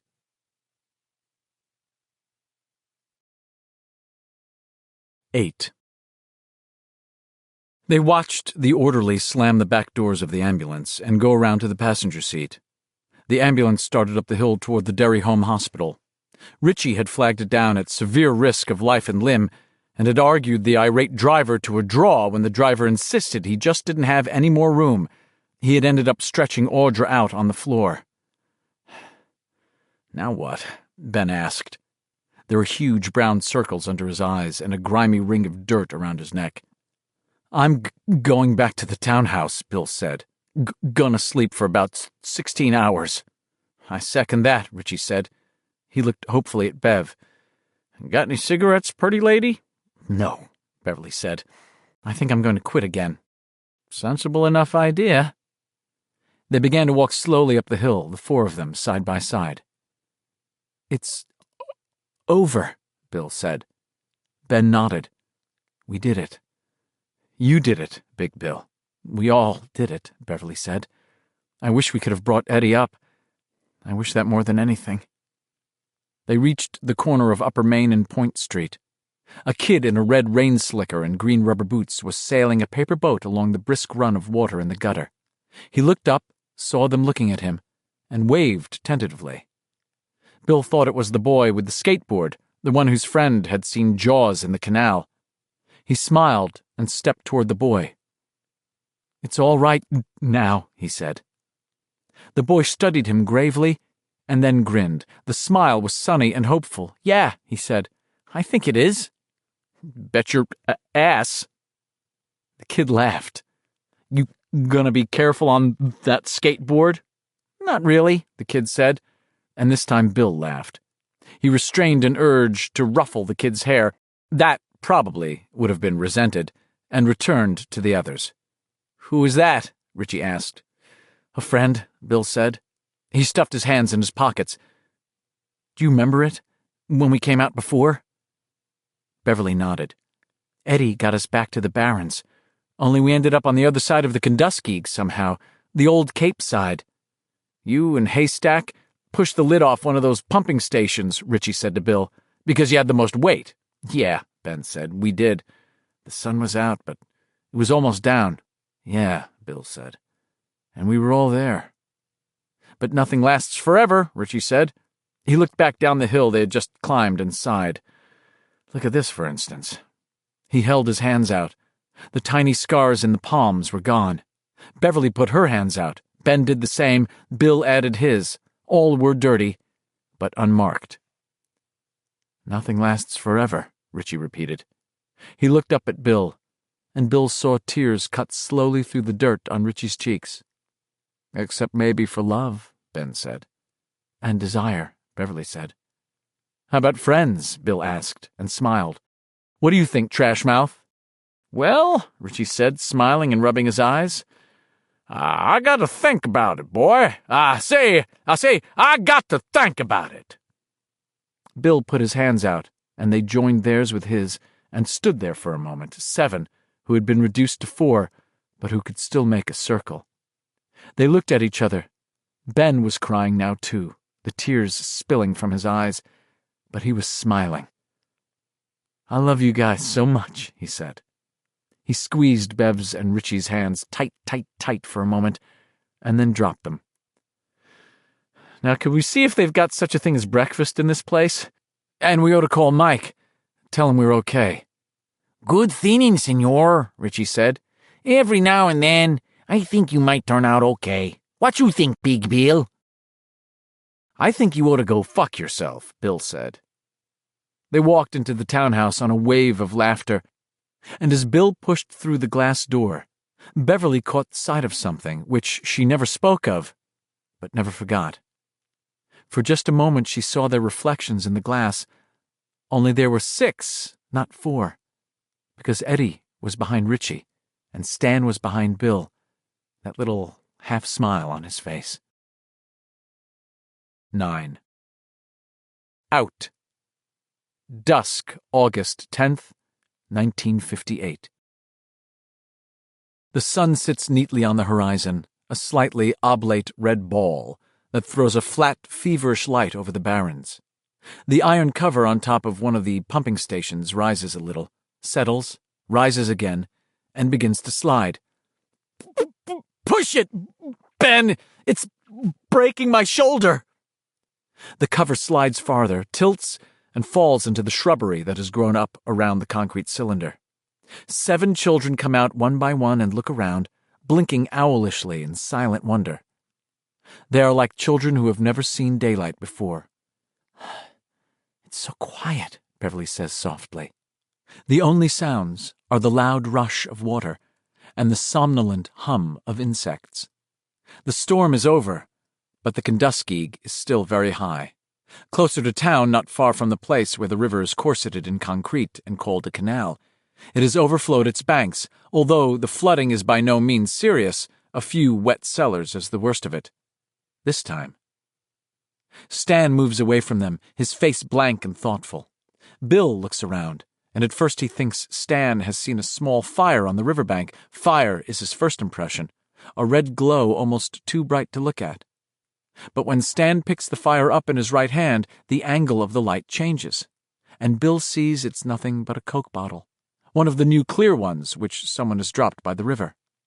He watches as Stan reverses it, holds it by the neck, and brings it down on a shelf of rock jutting out of the bank. The bottle breaks, and Bill is aware they are all watching Stan now as he pokes through the shattered remains of the bottle, his face sober and studious and absorbed. At last he picks up a narrow wedge of glass. The westering sun throws red glints from it, and Bill thinks again, like a fire. Stan looks up at him, and Bill suddenly understands.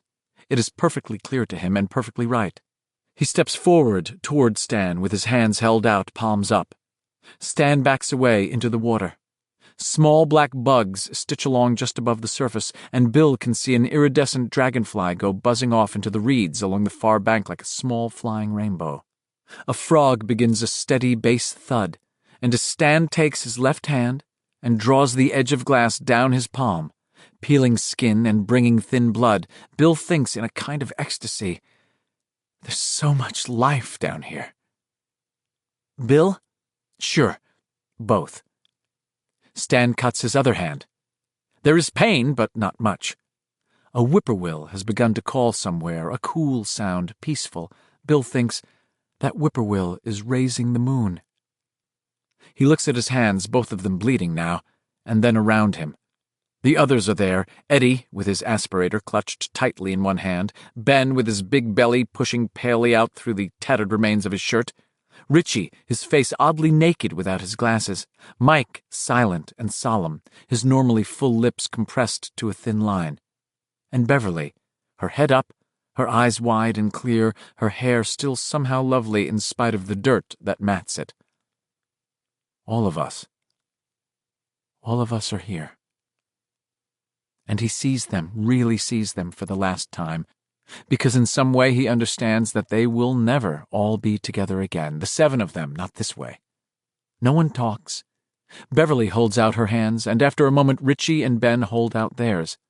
Mike and Eddie do the same. Stan cuts them one by one as the sun begins to slip behind the horizon, cooling that red furnace glow to a dusky rose pink. The whippoorwill cries again. Bill can see the first faint swirls of mist on the water, and he feels as if he's become a part of everything.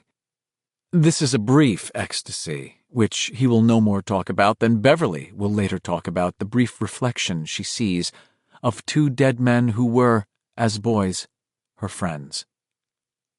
A breeze touches the trees and bushes, making them sigh, and he thinks, this is a lovely place, and I'll never forget it. It's lovely, and they are lovely. Each one of them is gorgeous. The whippoorwill cries again, sweet and liquid, and for a moment Bill feels at one with it, as if he could sing and then be gone into the dusk, as if he could fly away, brave in the air. He looks at Beverly, and she's smiling at him. She closes her eyes and holds her hands out to either side. Bill takes her left, Ben her right. Bill can feel the warmth of her blood mixing with his own. The others join in, and they stand in a circle, all of their hands now sealed in that peculiarly intimate way. Stan is looking at Bill with a kind of urgency, a kind of fear. Swear to me that you'll come back, Bill says. Swear to me that if it isn't dead, you'll come back. Swear, Ben said. Swear, Richie. Yes, I swear, Bev. Swear it, Mike Hanlon mutters.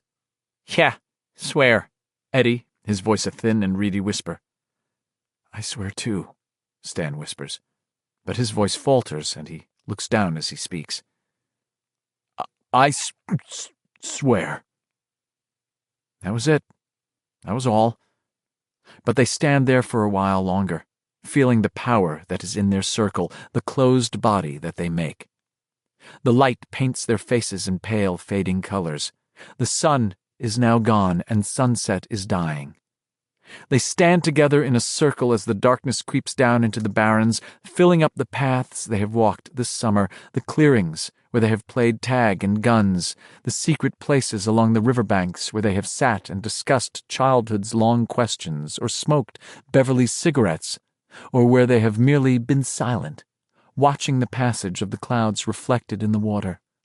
The eye of the day is closing. At last Ben drops his hands.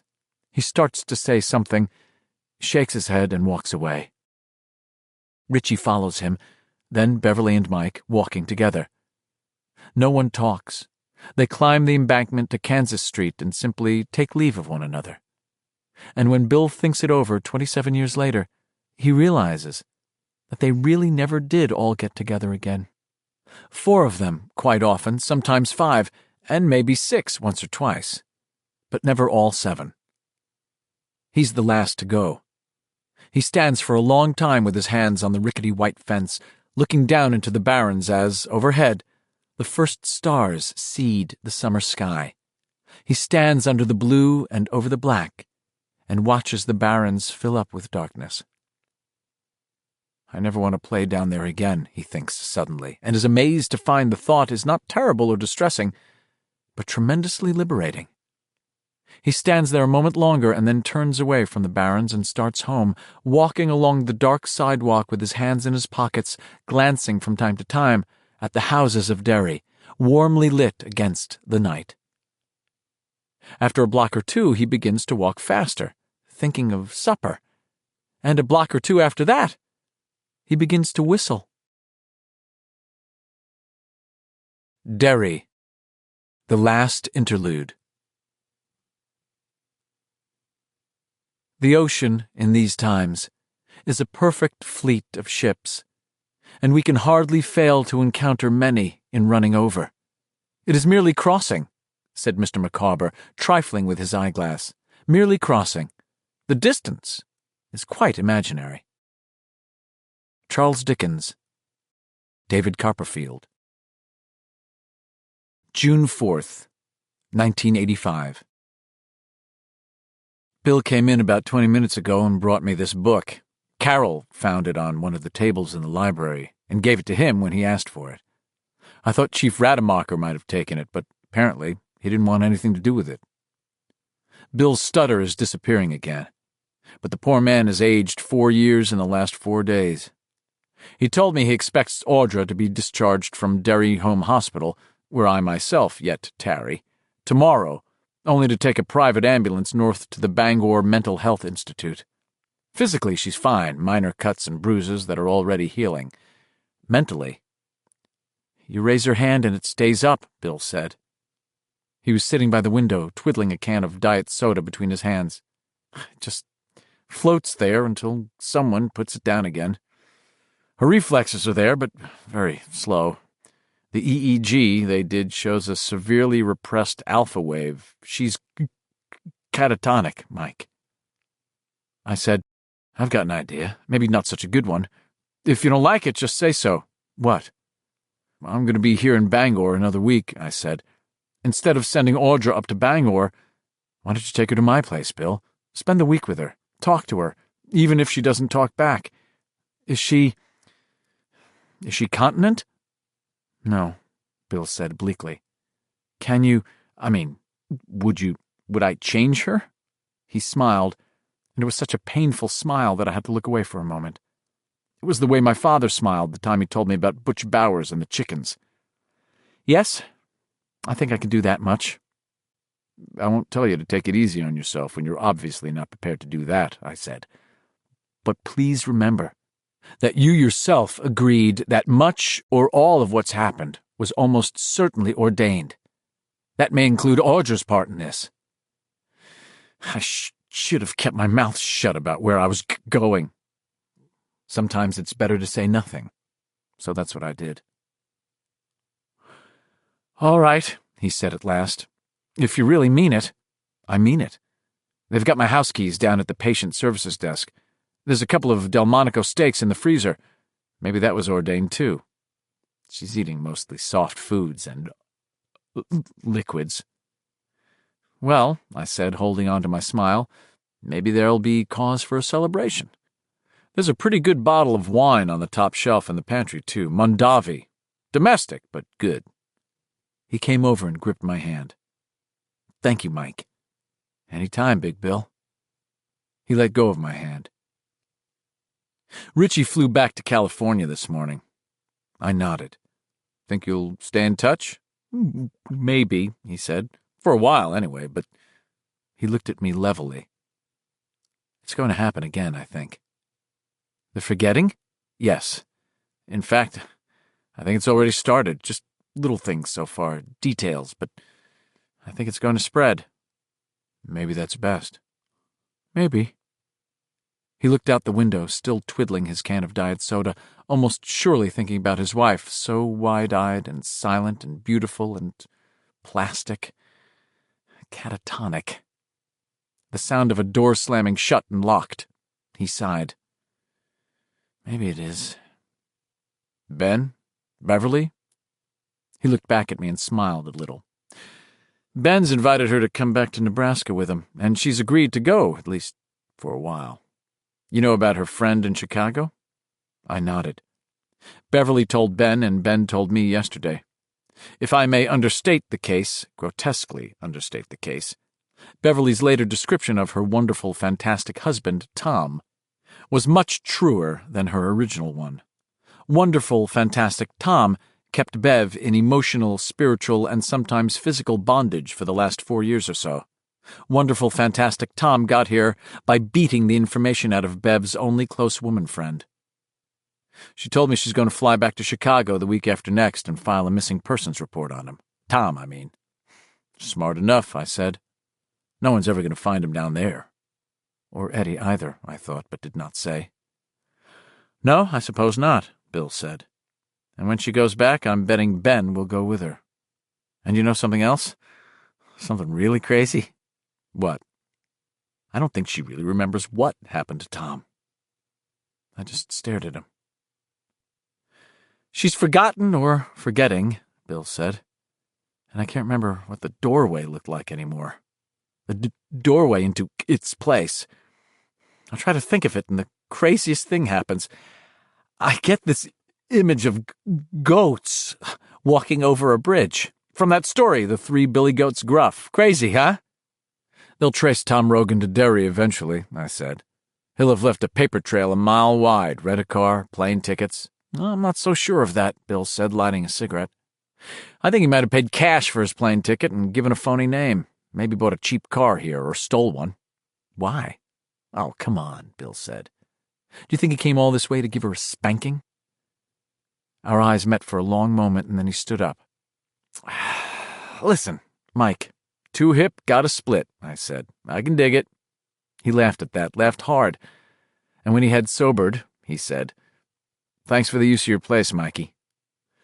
I'm not going to swear to you it'll make any difference. It has no therapeutic qualities that I'm aware of. Well, I'll see you." He did an odd thing then, odd but rather lovely. He kissed my cheek. "God bless, Mike. I'll be around." "Things may be okay, Bill," I said. "Don't give up hope. They may be okay." He smiled and nodded, but I think the same word was in both of our minds. Catatonic. June 5th, 1985. Ben and Beverly came in today to say goodbye. They're not flying. Ben's rented a great big Cadillac from the Hertz people, and they're going to drive, not hurrying. There's something in their eyes when they look at each other, and I bet my pension plan that if they're not making it now, they will be by the time they get to Nebraska. Beverly hugged me, told me to get well quickly, and then cried. Ben also hugged me, and asked for the 3rd or 4th time if I would write. I told him I would indeed write, and so I will. For a while, at least, because this time it's happening to me as well. I'm forgetting things. As Bill said, right now it's only small things, details. But it feels like the sort of thing that's going to spread. It could be that in a month or a year, this notebook will be all I'll have to remind me of what happened here in Derry. I suppose the words themselves might begin to fade, eventually leaving this book as blank as when I first picked it up in the school supplies department at Freeze's. That's an awful thought, and in the daytime it seems wildly paranoid. But do you know, in the watches of the night, it seems perfectly logical.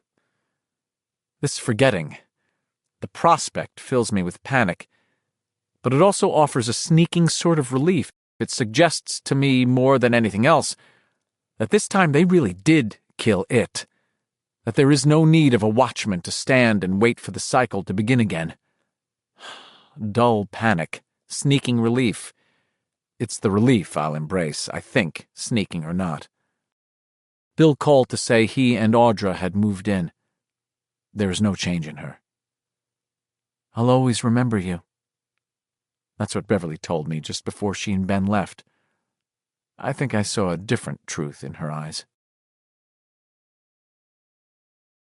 June 6th, 1985. Interesting piece in the Derry News today on page 1. The story was headed, "Storm Causes Henley to Give Up Auditorium Expansion Plans."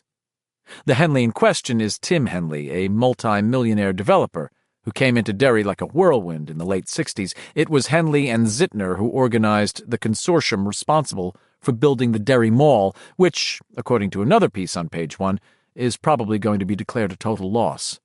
Tim Henley was determined to see Derry grow. There was a profit motive, yes indeed, but there was more to it than that. Henley genuinely wanted to see it happen.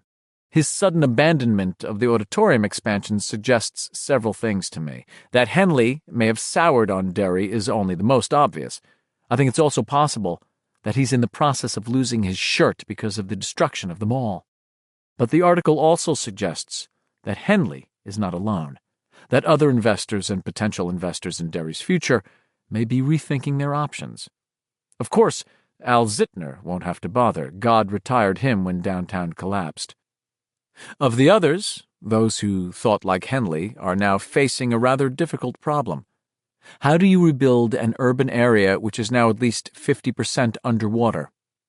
I think that, after a long and ghoulishly vital existence, Derry may be dying, like a nightshade whose time to bloom has come and gone.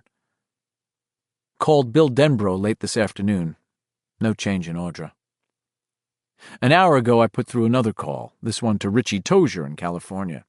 His answering machine fielded the call with Creedence Clearwater Revival music playing in the background.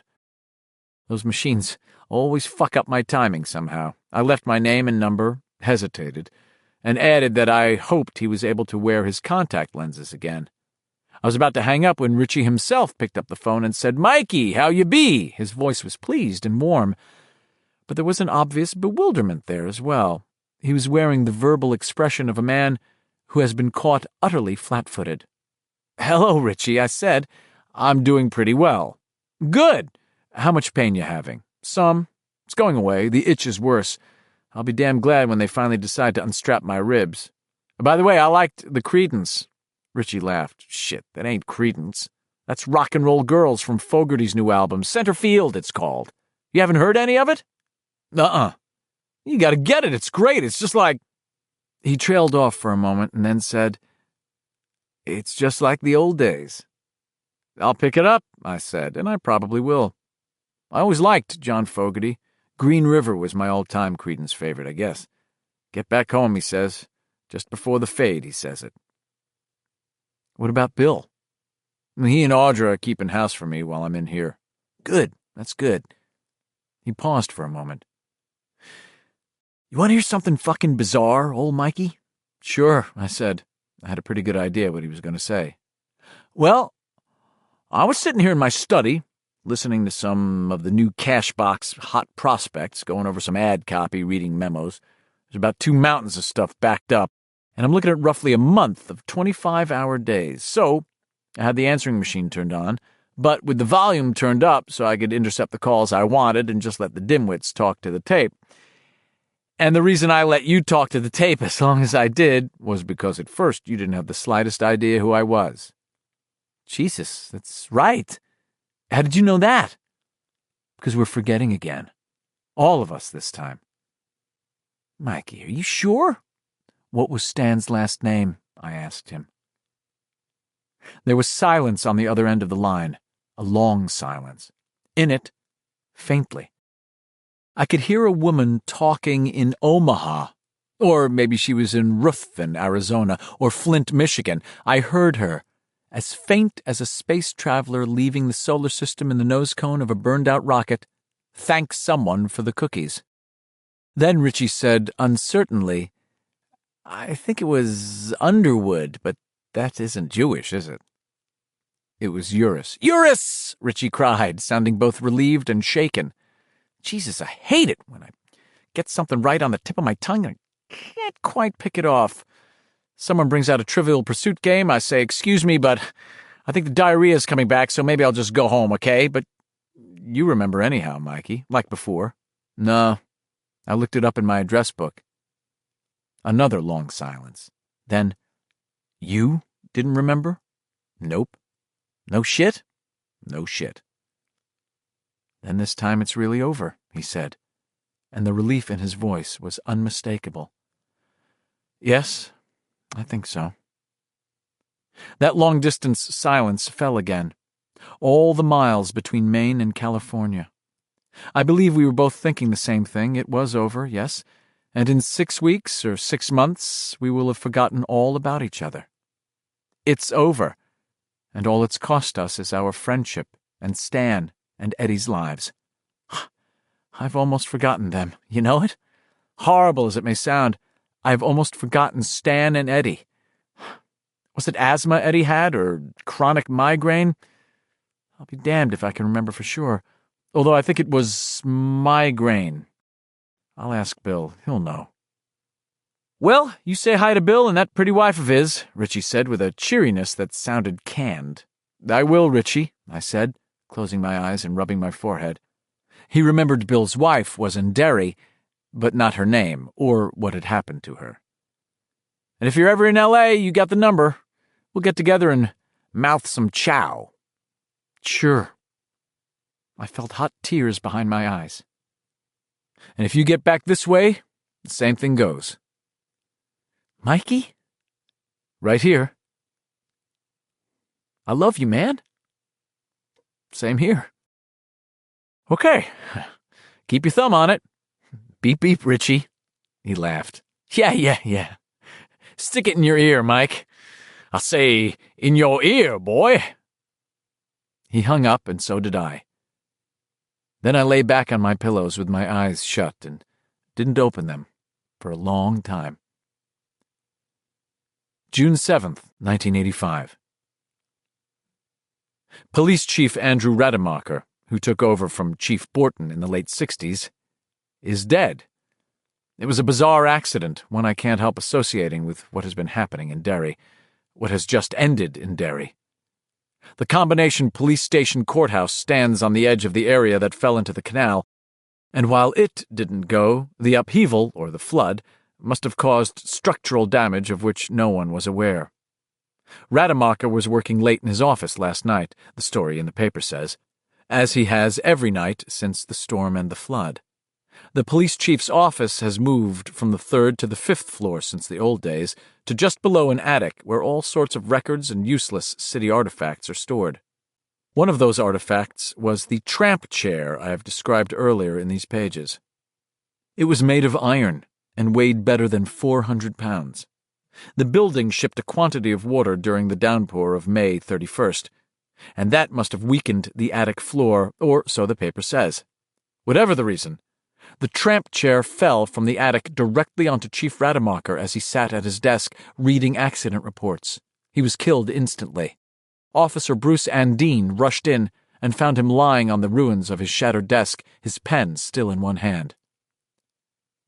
Talked to Bill on the phone again. Audra is taking some solid food, he says, but otherwise there is no change. I asked him if Eddie's big problem had been asthma or migraine. Asthma, he said promptly. Don't you remember his aspirator? Sure, I said, and did, but only when Bill mentioned it. Mike? Yeah. What was his last name? I looked at my address book lying on the night table, but didn't pick it up. I don't quite remember. It was like Kerkorian? Bill said, sounding distressed. But that wasn't quite it. You've got everything written down, though, right? Right, I said. Thank God for that. Have you had any ideas about Audra? One, he said, but it's so crazy I don't want to talk about it. You sure? Yeah. All right. Mike, it's scary, isn't it? Forgetting like this. Yes, I said. And it is. June 8th, 1985. Raytheon, which had been scheduled to break ground on its Derry plant in July, has decided at the last minute to build in Waterville instead. The editorial on page 1 of the news expresses dismay, and if I read correctly between the lines, a little fright. I think I know what Bill's idea is. He'll have to act quickly before the last of the magic departs this place, if it hasn't already. I guess what I thought before wasn't so paranoid after all. The names and addresses of the others in my little book are fading. The color and quality of the ink combine to make those entries look as if they were written 50 or 75 years before the others I've jotted in there. This has happened in the last 4 or 5 days. I'm convinced that by September, their names will be utterly gone. I suppose I could preserve them, I could just keep copying them, but I'm also convinced that each would fade in its turn, and that very soon it would become an exercise in futility, like writing "I will not throw spitballs in class" 500 times. I would be writing names that meant nothing for a reason I didn't remember. Let it go, let it go.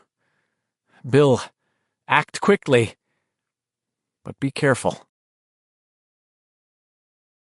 June 9th, 1985. Woke up in the middle of the night from a terrible nightmare. I couldn't remember, got panicky, couldn't breathe. Reached for the call button, and then couldn't use it. Had a terrible vision of Mark LaMonica answering the bell with a hypo, or Henry Bowers with his switchblade. I grabbed my address book and called Ben Hanscom in Nebraska. The address and number have faded still more, but they are still legible. No-Go Joe got a recorded phone company voice telling me service to that number has been canceled. Was Ben fat? Or did he have something like a club foot? Lay awake until dawn. June 10th, 1985. They tell me I can go home tomorrow. I called Bill and told him that. I suppose I wanted to warn him that his time is getting shorter all the time. Bill is the only one I remember clearly, and I'm convinced that I'm the only one he remembers clearly, because we are both still here in Derry, I suppose. All right, he said. By tomorrow, we'll be out of your hair. You still got your idea? Yeah. Looks like it's time to try it. Be careful. He laughed and said something I both do and don't understand. You can't be careful on a skateboard, man. How will I know how it turned out, Bill? You'll know, he said, and hung up. My heart's with you, Bill, no matter how it turns out. My heart is with all of them, and I think that, even if we forget each other, we'll remember in our dreams. I'm almost done with this diary now, and I suppose a diary is all that it will ever be, and that the story of Derry's old scandals and eccentricities has no place outside these pages. That's fine with me. I think that, when they let me out of here tomorrow, it might finally be time to start thinking about some sort of new life, although just what that might be is unclear to me. I loved you guys, you know? I loved you so much.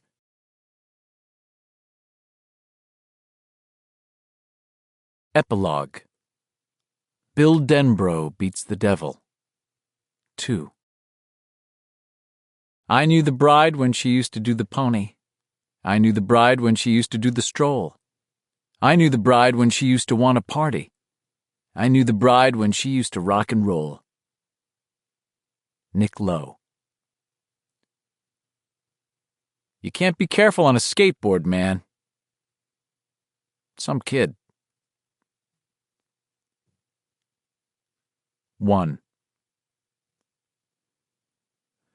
Noon of a summer day. Bill stood naked in Mike Hanlon's bedroom, looking at his lean body in the mirror on the door. His bald head gleamed in the light which fell through the window and cast his shadow along the floor and up the wall. His chest was hairless, his thighs and shanks skinny but overlaid with ropes of muscle. Still, he thought, it's an adult's body we got here, no question about that. There's the potbelly that comes with a few too many good steaks, a few too many bottles of Kirin beer, a few too many poolside lunches where you had the Reuben or the French dip instead of the diet plate. Your seats dropped too, Bill, old buddy. You can still serve an ace if you're not too hungover and if your eye's in, but you can't hustle after the old Dunlop the way you could when you were 17. You got love handles and your balls are starting to get that middle-aged dangly look. There's lines in your face that weren't there when you were 17. Hell, they weren't there in your first author photo. The one where you tried so hard to look as if you knew something, anything.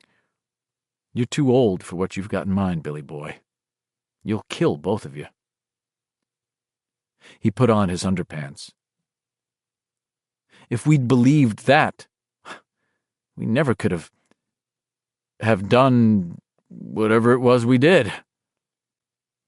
Because he didn't really remember what it was they had done, or what had happened to turn Audra into a catatonic wreck. He only knew what he was supposed to do now, and he knew that if he didn't do it now, he would forget that too. Audra was sitting downstairs in Mike's easy chair, her hair hanging lankly to her shoulders, staring with rapt attention at the TV, which was currently showing Dialing for Dollars. She didn't speak, and would only move if you led her. This is different. You're just too old, man. Believe it. I won't. Then die here in Derry. Big fucking deal. He put on athletic socks, the one pair of jeans he had brought, the tank top he'd bought at the shirt shack in Bangor the day before. The tank was bright orange.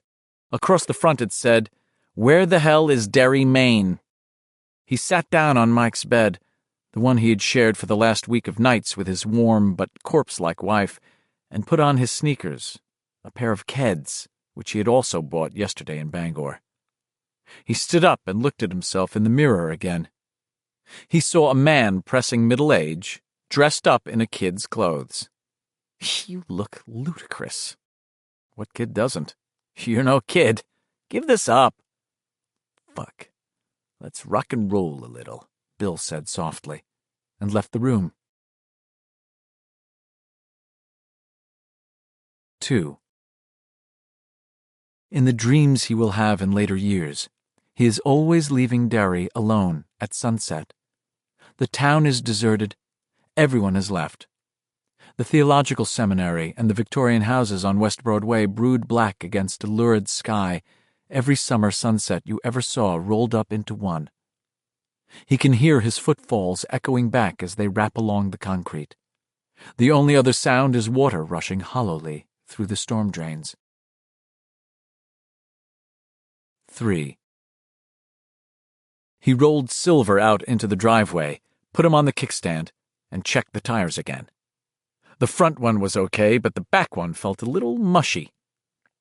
He got the bike pump that Mike had bought and firmed it up.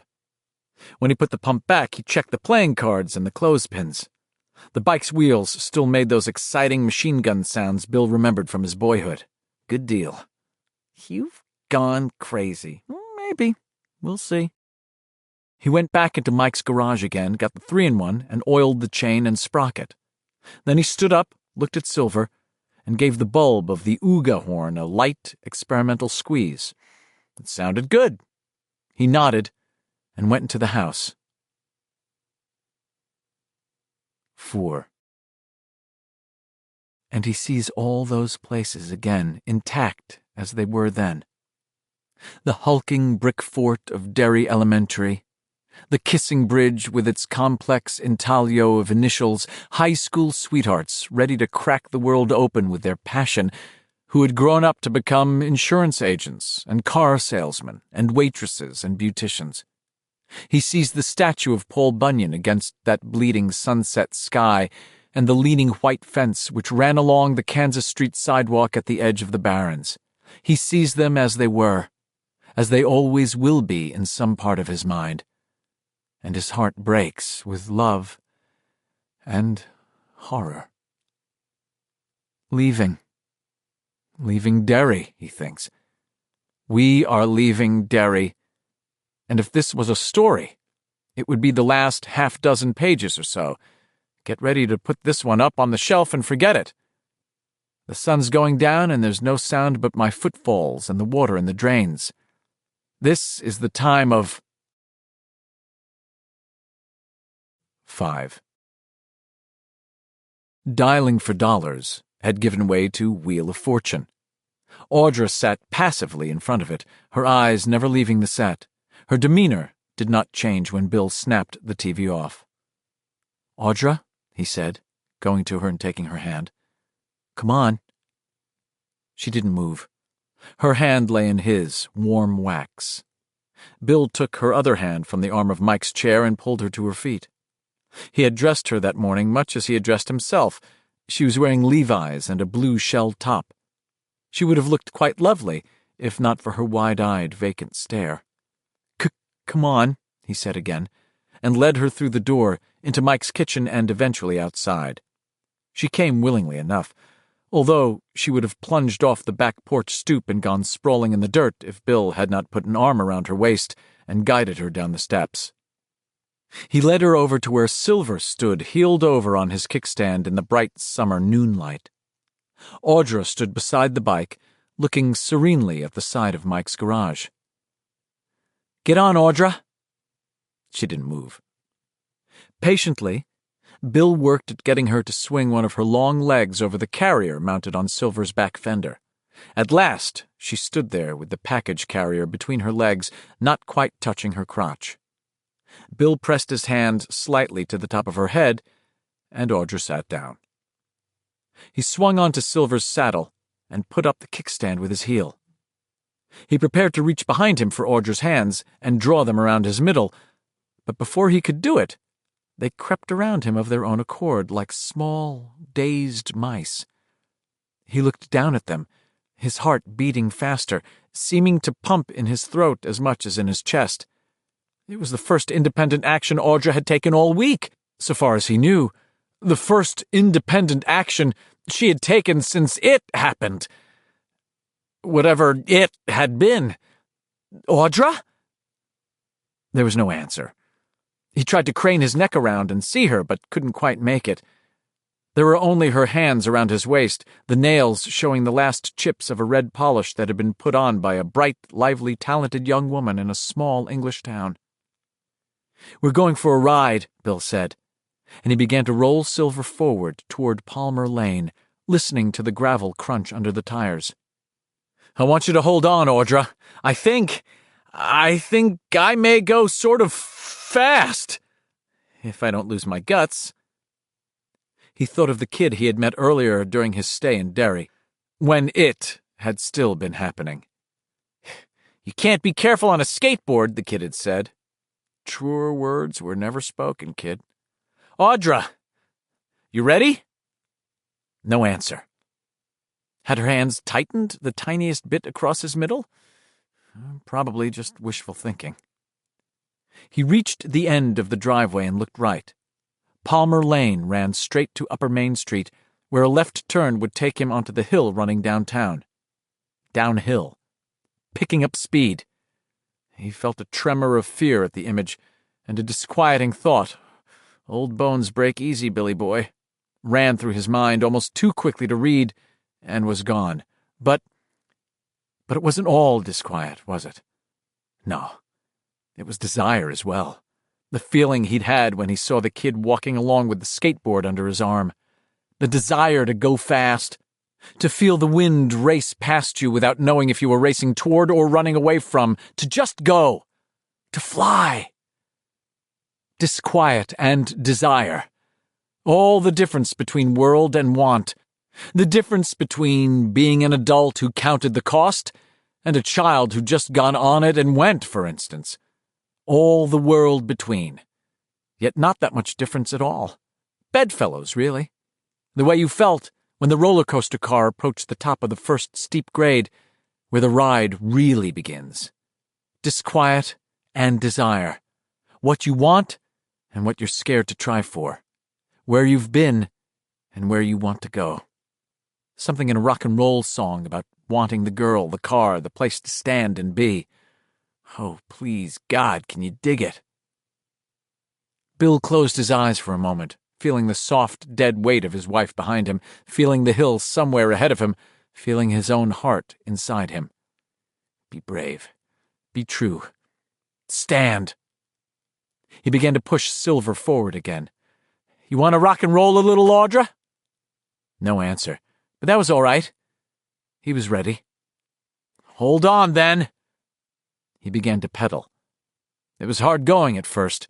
Silver wobbled alarmingly back and forth, Audra's weight adding to the imbalance. Yet she must be doing some balancing, even unconsciously, or they would have crashed right away.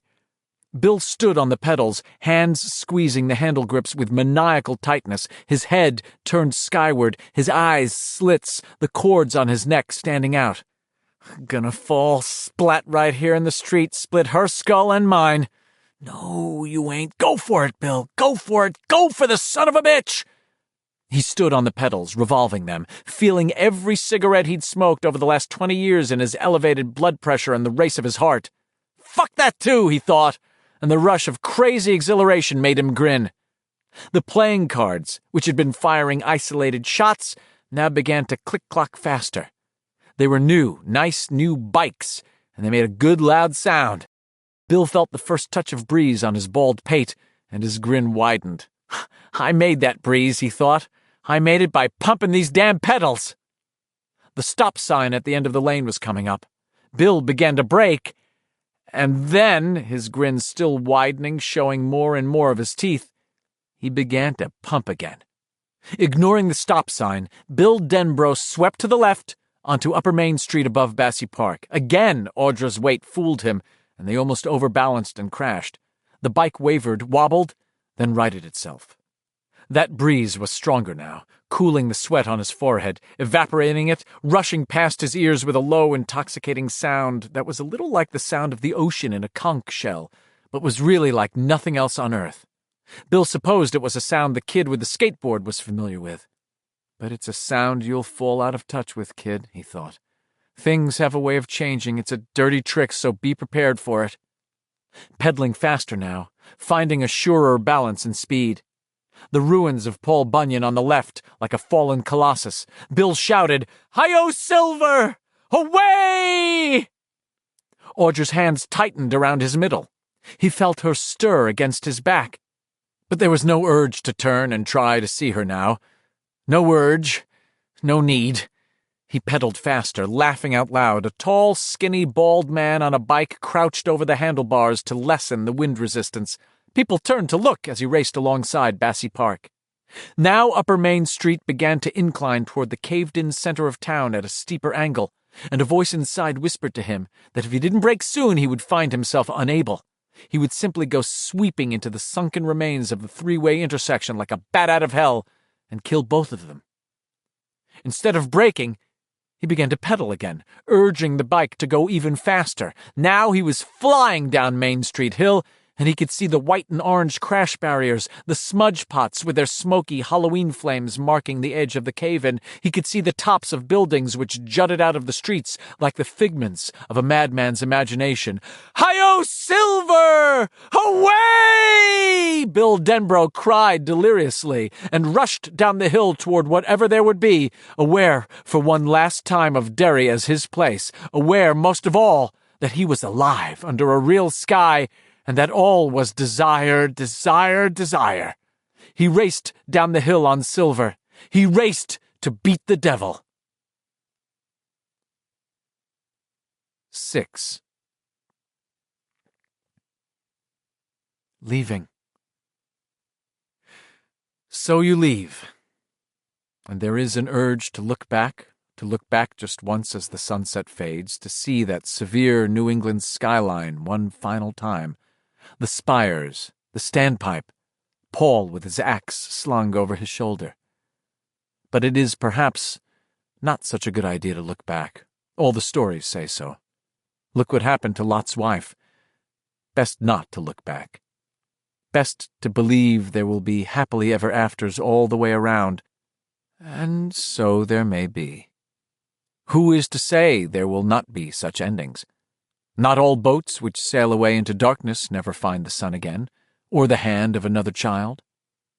If life teaches anything at all, it teaches that there are so many happy endings, that the man who believes there is no God needs his rationality called into serious question.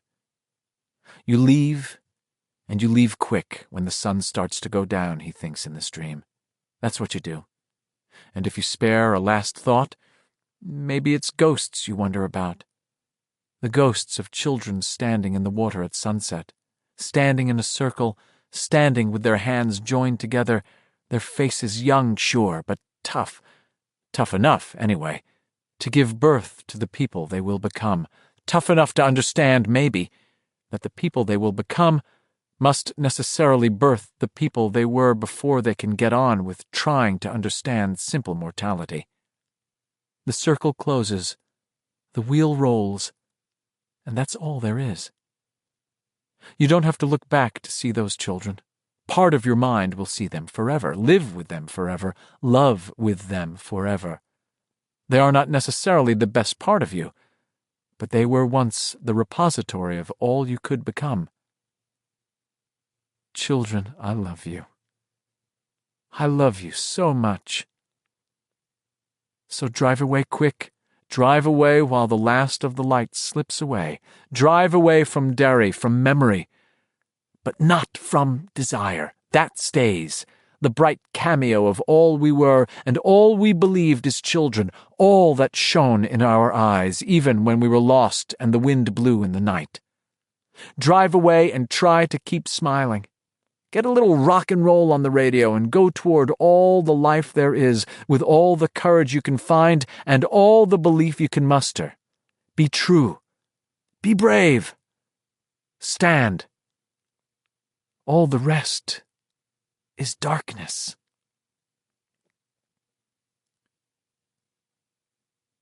Seven.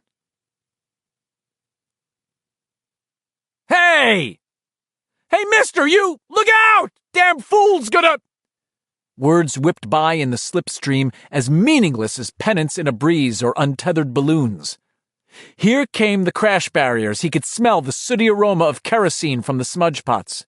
He saw the yawning darkness where the street had been, heard sullen water rushing down there in the tangled darkness, and laughed at the sound.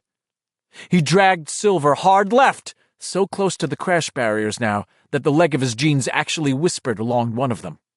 Silver's wheels were less than 3 inches from the place where the tar ended in empty space, and he was running out of maneuvering room. Up ahead, the water had eroded all of the street and half the sidewalk in front of Cash's jewelry store.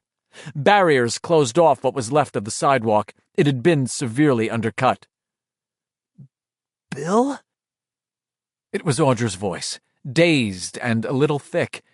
She sounded as if she had just wakened from a deep sleep. Bill, where are we? What are we doing? Hi-yo, Silver! Bill shouted, pointing the rushing gantry that was Silver directly at the crash barrier jutting out at right angles to the empty cash show window. Hi-yo, Silver! Away! Silver struck the barrier at better than 40 miles an hour and it went flying. The centerboard in one direction, the A-shaped supports in two others. Audra cried out and squeezed Bill so tightly that he lost his breath. Up and down Main Street, Canal Street, and Kansas Street, people stood in doorways and on sidewalks watching. Silver shot out onto the bridge of undercut sidewalk. Bill felt his left hip and knee chip the side of the jewelry store. He felt Silver's rear wheel sag suddenly and understood that the sidewalk was falling in behind them. And then Silver's forward motion carried them back onto solid roadway. Bill swerved to avoid an overturned trash can and barreled out into the street again. Brakes squealed. He saw the grill of a big truck approaching and still couldn't seem to stop laughing. He ran through the space the heavy truck wound up occupying a full second before it got there. Shit! Time to spare! Yelling, tears squirting from his eyes, Bill blew Silver's ooga horn, listening to each hoarse bray embed itself in the day's bright light. "Bill! You're gonna kill us both!" Audra cried out, and although there was terror in her voice, she was also laughing. Bill heeled Silver over, and this time he felt Audra leaning with him, making the bike easier to control, helping to make the two of them exist with it, at least for this small, compact moment of time, as three living things. "D'you think so?" he shouted back. "I know so," she cried, and then grabbed his crotch, where there was a huge and cheerful erection. "But don't stop!" He had nothing to say about it, however. Silver's speed was bleeding away on Up Mile Hill, the heavy roar of the playing cards becoming single gunshots again. Bill stopped and turned to her. She was pale, wide-eyed, obviously scared and confused, but awake, aware, and laughing. "Audra!" he said, laughing with her. He helped her off Silver, leaned the bike against a handy brick wall, and embraced her. He kissed her forehead, her eyes, her cheeks, her mouth, her neck, her breasts. She hugged him while he did it. "Bill, what's been happening? I remember getting off the plane at Bangor, and I can't remember a thing after that. Are you all right?" "Yes." "Am I?" "Yes, now." She pushed him away so she could look at him. "Bill, are you still stuttering?" "No," Bill said and kissed her. "My stutter is gone." "For good?" "Yes," he said. "I think this time it's gone for good." "Did you say something about rock and roll?" "I don't know. Did I?" "I love you," she said. He nodded and smiled. When he smiled, he looked very young, bald head or not.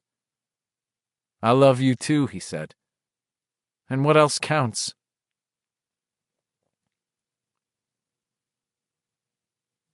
(8) He awakens from this dream, unable to remember exactly what it was, or much at all beyond the simple fact that he has dreamed about being a child again.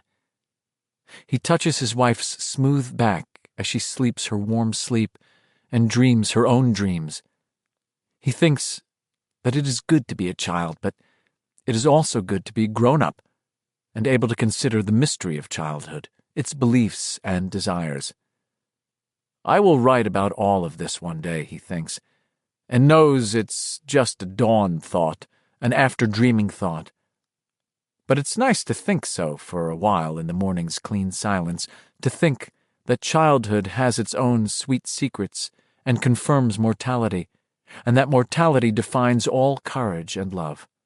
To think that what has looked forward must also look back, and that each life makes its own imitation of immortality. A wheel. Or so Bill Denbrough sometimes thinks on those early mornings after dreaming, when he almost remembers his childhood and the friends with whom he shared it.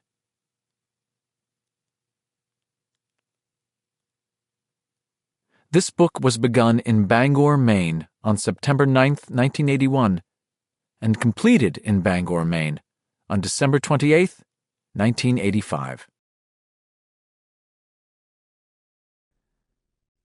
This concludes the reading of It by Stephen King, copyright 1980 by Stephen King.